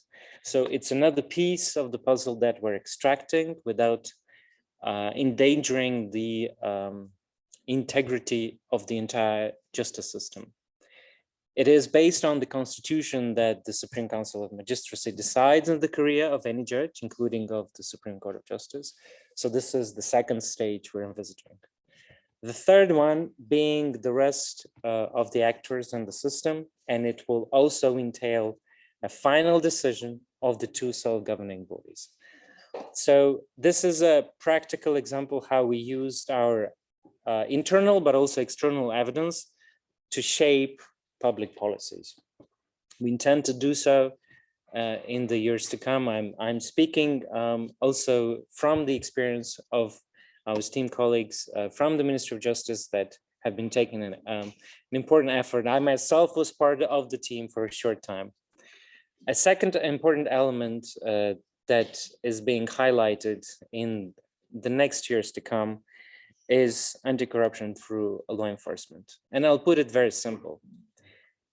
We can do prevention by providing a good word or two, but a good word is much more effective when you have the handcuffs nearby and very good piece of evidence. So let's not forget that good old collection of evidence using good tools, last minute equipment is essential when we work on proactively applying the criminal legislation. And I'm not talking just about demonstrating guilt. It is very important, and it was highlighted a number of times during the course of this day. We should focus on the identification, seizure, and confiscation of proceeds of crime. This is an important deterrence effect because it does not encourage anymore, and we exclude the sense of impunity that unfortunately is still there present in our respective jurisdictions. Myself, I'm very concerned about the corruption in the justice system because it undermines the essence of the work we are undertaking. It is critical that we first clean up our own yards and then proceed to other areas which are also very critical in ensuring proper law enforcement. And last but not least, the aspects of business integrity. The Moldovan experience shows that we already check from the institutional perspective the state enterprises. There is a formal mechanism of institutional integrity checking that is giving good results also in terms of recommendations, but also an ex-post evaluation of how those recommendations are implemented. And we're ready to share our experience with esteemed colleagues present here, but also from other parts of the world. We understand that business integrity is also very strongly linked to the sense of effectiveness of the rule of law. So with sometimes, often, the sense of impunity, there's no interest in the business community to tackle aspects of integrity. They much rather use a shortcut, address a corrupt judge, and resolve an issue, be it violating an issue of competition law or tax law or any other area of the legislation we're talking. So the business integrity is very strongly linked with the second element. I'd like to use this opportunity to highlight the importance of cooperation. And a very practical example is the recent support we've received from OFAC, from the United States Ministry of Department of Treasury, that has extended the list of sanctions. So we have now a number of Moldovan citizens that are considered to be involved in high-level corruption, in fraud, including the famous banking fraud that happened in the country and it became unraveled roughly about in 2014. So these practical examples are tools that can enhance our common efforts to identify, seize, and confiscate proceeds of crime. And to that end, exchange of information, including informal at the level of police, is essential when structuring a case. And it's not just a one-way street, really. It's a two-way street. We're also there to provide information we have at our disposal to help investigate cases that have been started in other jurisdictions. So on these important and positive notes, I'd like to conclude that the next 4 years, at least from the Moldovan perspective, we see as tangible results important final court decisions on high-profile cases that have been already mentioned by my colleague Veronica Dragalin, a reformed judiciary system that can be further on strengthened so that no penetration comes from oligarchs or other influential people afterwards. We should be careful to do that not prior to the integrity checks, but after. Otherwise, we really can screw up the mission that we have at hand. And also stand ready to use new technologies. There's a great deal of new solutions that can ease up the work of the investigators and the criminal investigation officers that I'm working with. Thank you for your kind attention. Thank you, Julian. I must say it sounds almost pretty simple the way you put it and straightforward. So really congrats for this level of ambition. I'd like to move now to Mr. Pașca, who is State Secretary at Ministry of Justice of Romania. Of course, Romania is in the accession process to the OECD. So the stakes are high also to comply with OECD. Indeed, Mr. Chairman, thank you so much. After listening to all these very interesting and rich presentations and contributions, please allow me to share with you some remarks on the proposed future work of the organization. So we believe that the ASEAN Work Program for 2023-2026 rightly keeps in focus topics that are highly relevant for the region. Integrity in education is a topic of huge importance and impact for our societies, which also is a priority intervention area in our anti-corruption policy. And it is reflected as such in the work that we do with the OECD. Business integrity is another area where it is most important to continue building on the excellent work that the ASEAN has already done. Romania is a strong supporter of the initiatives aimed at consolidating compliance in state-owned enterprises. And as we also carry out a pairing group project between private companies and state-owned enterprises, we will continue to support the Business Integrity Group as well as the Capacity Building Program and the regional business integrity studies, and to contribute our expertise. We believe that it is also very important to encourage the focus on law enforcement. The law enforcement network has already discussed relevant projects for the next years, especially the thematic study on high-level corruption. It will also have the challenging task to use the recent instrument of the matrix of high-level corruption cases. In the past years, the Anti-Corruption Network has gone at great lengths in order to improve its peer review program and to devise a methodology that refines the evidentiary basis of the review process by employing a set of performance indicators, which were rightly described by a previous speaker as a worldwide game changer.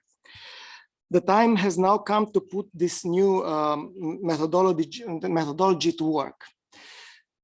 As Romania has done before, we will support this process with our experts.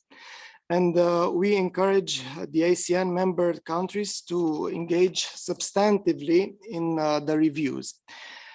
I think it is our responsibility as owners of this process to have a fifth round of monitoring that produces relevant results, showcases countries' achievements, and directs assistance resources where they are needed most.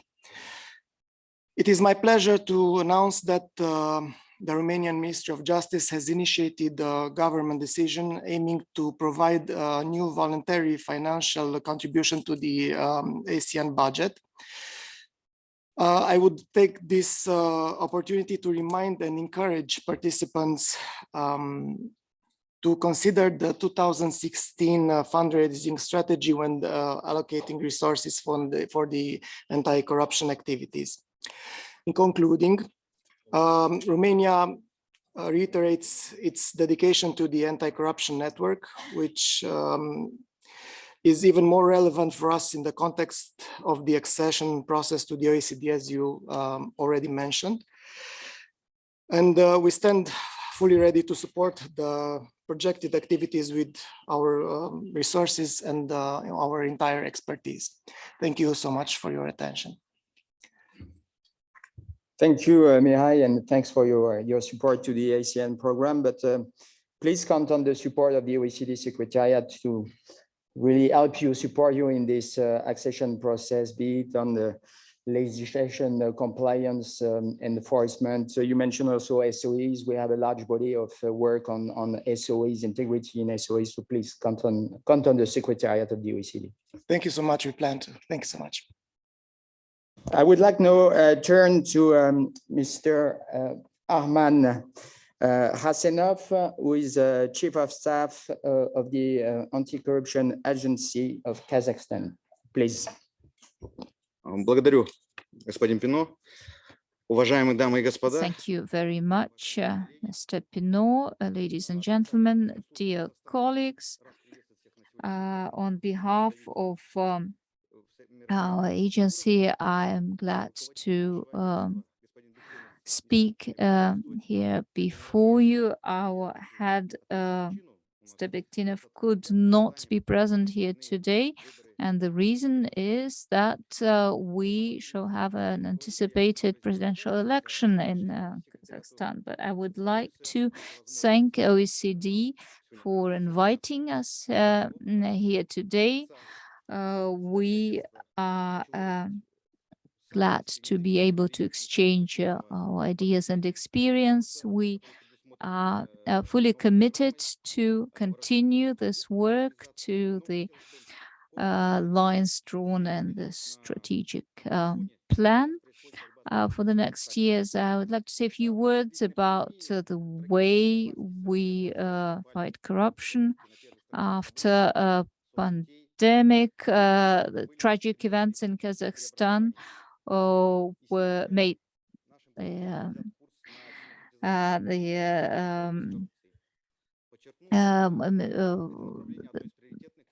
were all over the press, and this has brought about significant changes and constitutional reforms.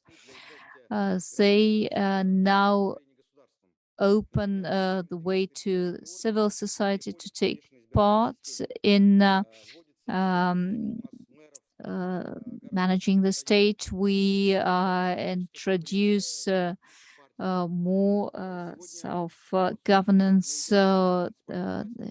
Parties become, different political parties become more active, and power is becoming truly democratic. The president is elected for 7 years and is not to be a member of any party. The new presidential election will be carried out in the new format. And 10 days ago, the president has publicly signed a number of constitutional laws about the Constitutional Court, amongst other things. From the 1st of January, Constitutional Court will work along the new lines. The human rights issues stress the role of the general prosecutor is enhanced. We are now following the policy of demonopolizing the economy of the state, the power in the state. We since 2019 have only been answerable to the president, but in view of the latest reforms, our role has been enhanced, and this is in accordance with the recommendations of OECD. Different surveys that have been carried out by international organizations show that the confidence of the public grows, and those persons that have been seen as above the law are now being investigated. We are now talking about the money that has been stolen from the people of Kazakhstan, and now about 1 billion 300 million euros have been returned. But this is just the first step. We are now on the brink of a new era in the history of Kazakhstan. The idea of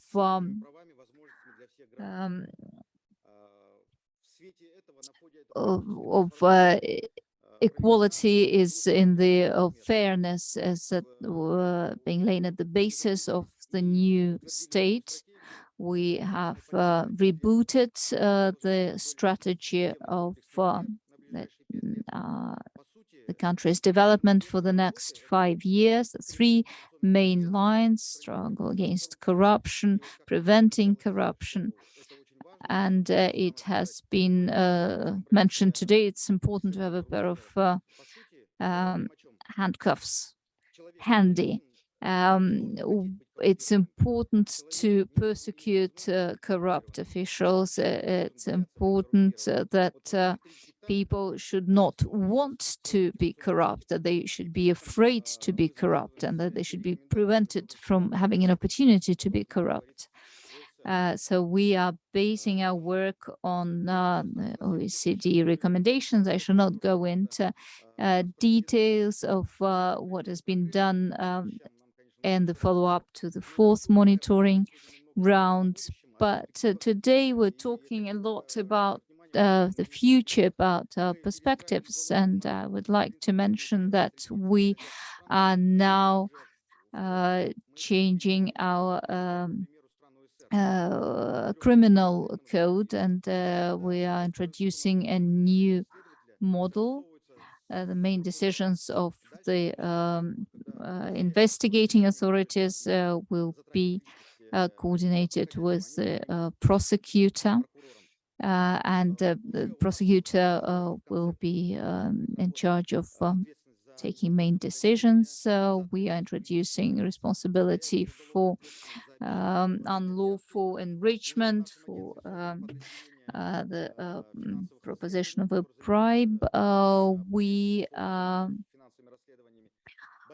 carrying out financial investigations. The General Prosecutor's Office has a department that is in charge of recovering assets. So this is all linked with recovery of proceeds from crime. And one of our main priorities today, a lot has been said today about the importance of political will. Ms. Gauri said about the importance of political will.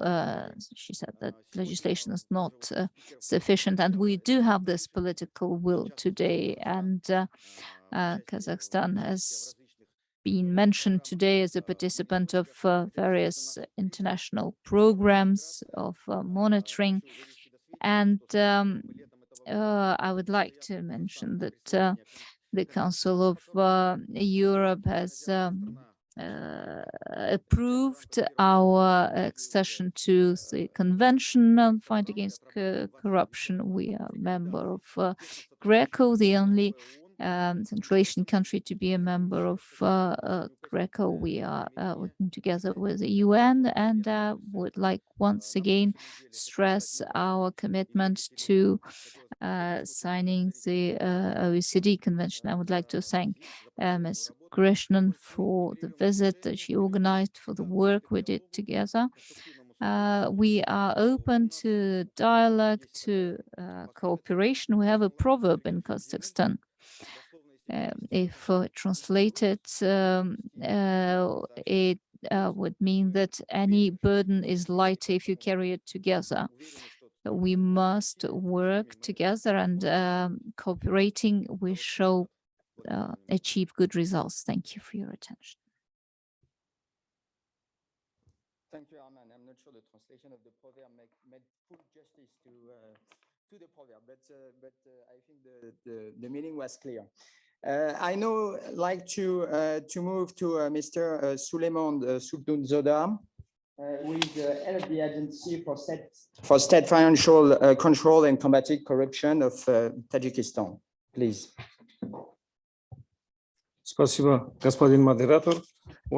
you very much, Mr. Chair. Ladies and gentlemen, As the head of the delegation of the Republic of Tajikistan, I would first of all like to express gratitude on behalf of our agency to OECD and also to the Anti-Corruption Network for their invitation to participate in this meeting. As we all know, it's political will that is key in fighting against corruption. Our action should be comprehensive and complex. In this context, I would like to stress that from the very start in our country, from the very moment we received our sovereignty, the government of our country has paid a great attention to fighting against corruption. We have adopted more than 25 pieces of legislation on combating corruption, 3 anti-corruption strategies with relevant action plans. We also set up a specialized anti-corruption body, the National Council for Fighting Against Corruption. We also signed the Convention of the UN against corruption and endorsed the Istanbul Action Plan. So, participating in the Anti-Corruption Network of the OECD. All this proves that we have the required political will to efficiently fight against corruption. We are committed to ramping up our efforts. We're also committed to building true zero tolerance towards corruption, creating a real culture of anti-corruption efforts. Therefore, we pay great attention to our youth and their involvement in our anti-corruption efforts. We have, for example, introduced fighting against corruption in curricula of our universities and institutes.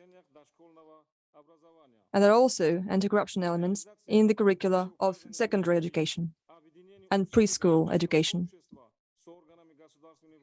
We have also established cooperation between the authorities and civil society. We certainly facilitated our work and spurred progress in this area.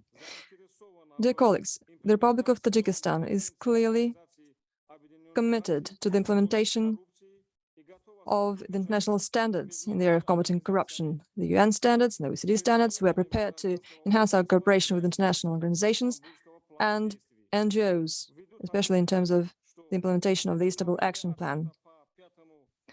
Given that submitting the reports in the framework of the 5th round of monitoring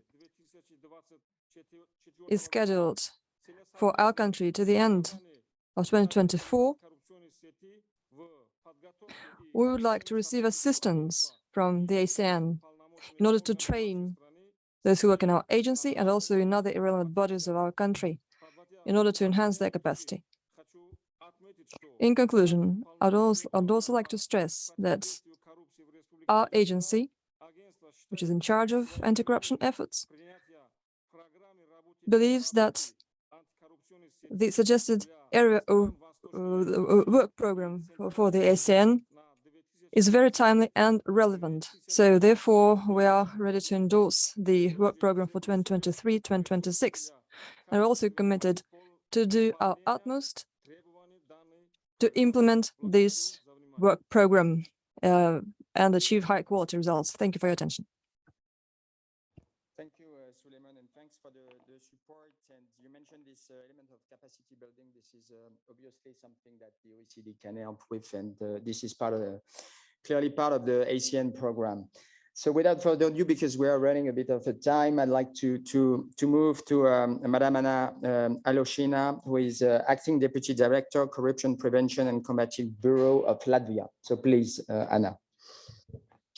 Thank you very much.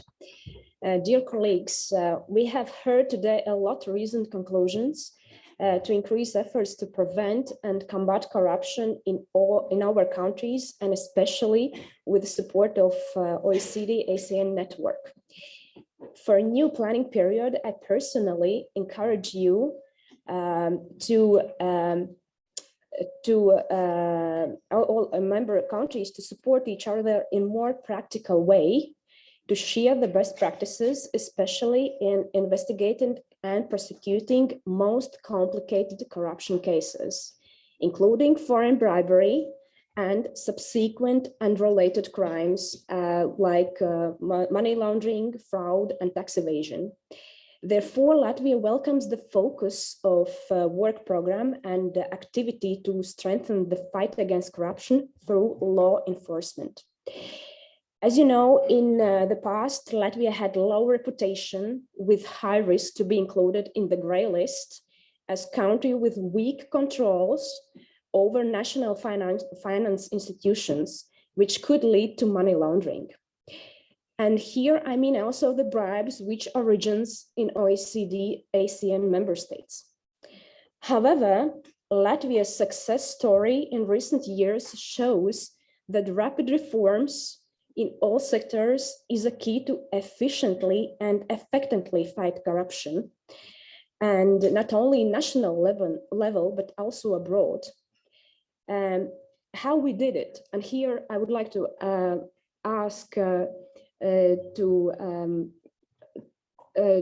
the question, to reply the question which was raised by Mr. Kuban from Kyrgyzstan. What was the solution? So what Latvia did? First of all, Latvia established new specialized economic court, which is first instance court and examines the corruption, fraud, and money laundering cases. Latvia introduced new system of confiscation regime where more role to prove the origin of funds is up to the client. Thus, since 2019, Latvia confiscated hundreds of millions euros in state budget. Latvia's government and parliament allocated extra funds to strengthen the National Anti-Corruption Agency, Prosecution Office, and Financial Intelligence Unit. Then Latvia introduced beneficiary ownership register and respective liability of breaches to avoid to disclose the beneficiary owners. We eliminated shell companies registered in territory of Latvia. We made compulsory the anti-corruption and conflict of interest internal control systems to all public institutions, including state-owned enterprises and also municipal-owned enterprises, so at the lowest level. And Latvia implemented strict control of cash flows on its borders. And finally, Latvia began to fight corruption in coordinated way, especially together with private sector. And here, I do not mean only the NGOs.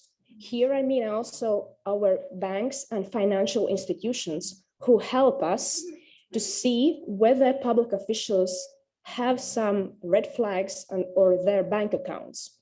So I encourage you, all the OECD ASEAN countries and the beneficiary countries to explore Latvia's experience, because we did a great job just not to be just the transfer where money flows through Latvia. Thank you. Thank you, Anna. It's great that you mentioned this sort of connection between money laundering, tax evasion, foreign bribery, and corruption in general. That's actually something we are working on. Of course, you know that the OECD is playing a key role in tackling tax evasion. So that's one aspect, but also we want to enhance our dialogue with FATF precisely on this conundrum between this connection between money laundering, foreign bribery, and corruption more generally.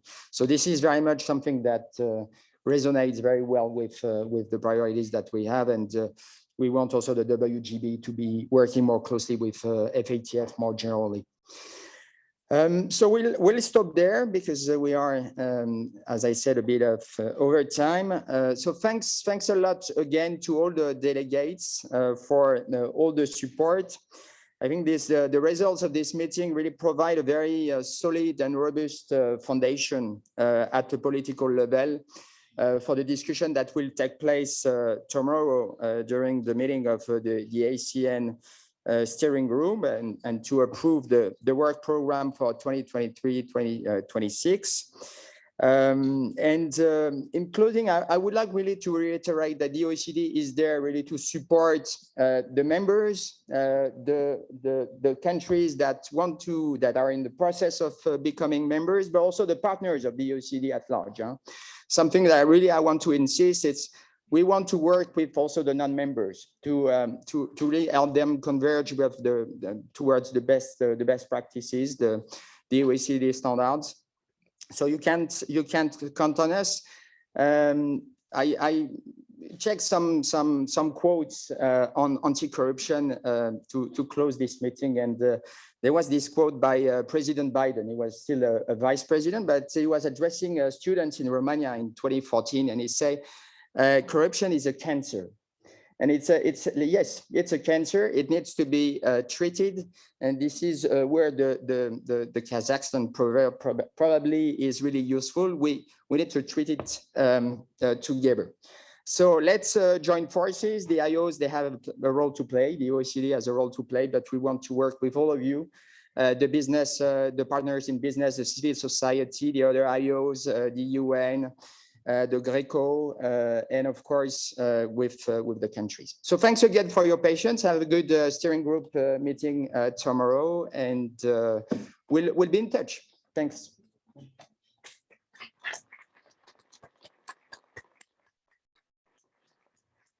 A small technical announcement. Tomorrow we start at 10, and please don't forget to take your badges from today. Завтра начинаем в 10, те же самые бэджи, нигде их не оставляйте, не теряйте, по ним же зайдете. Хорошего вечера в Париже. Good evening in Paris.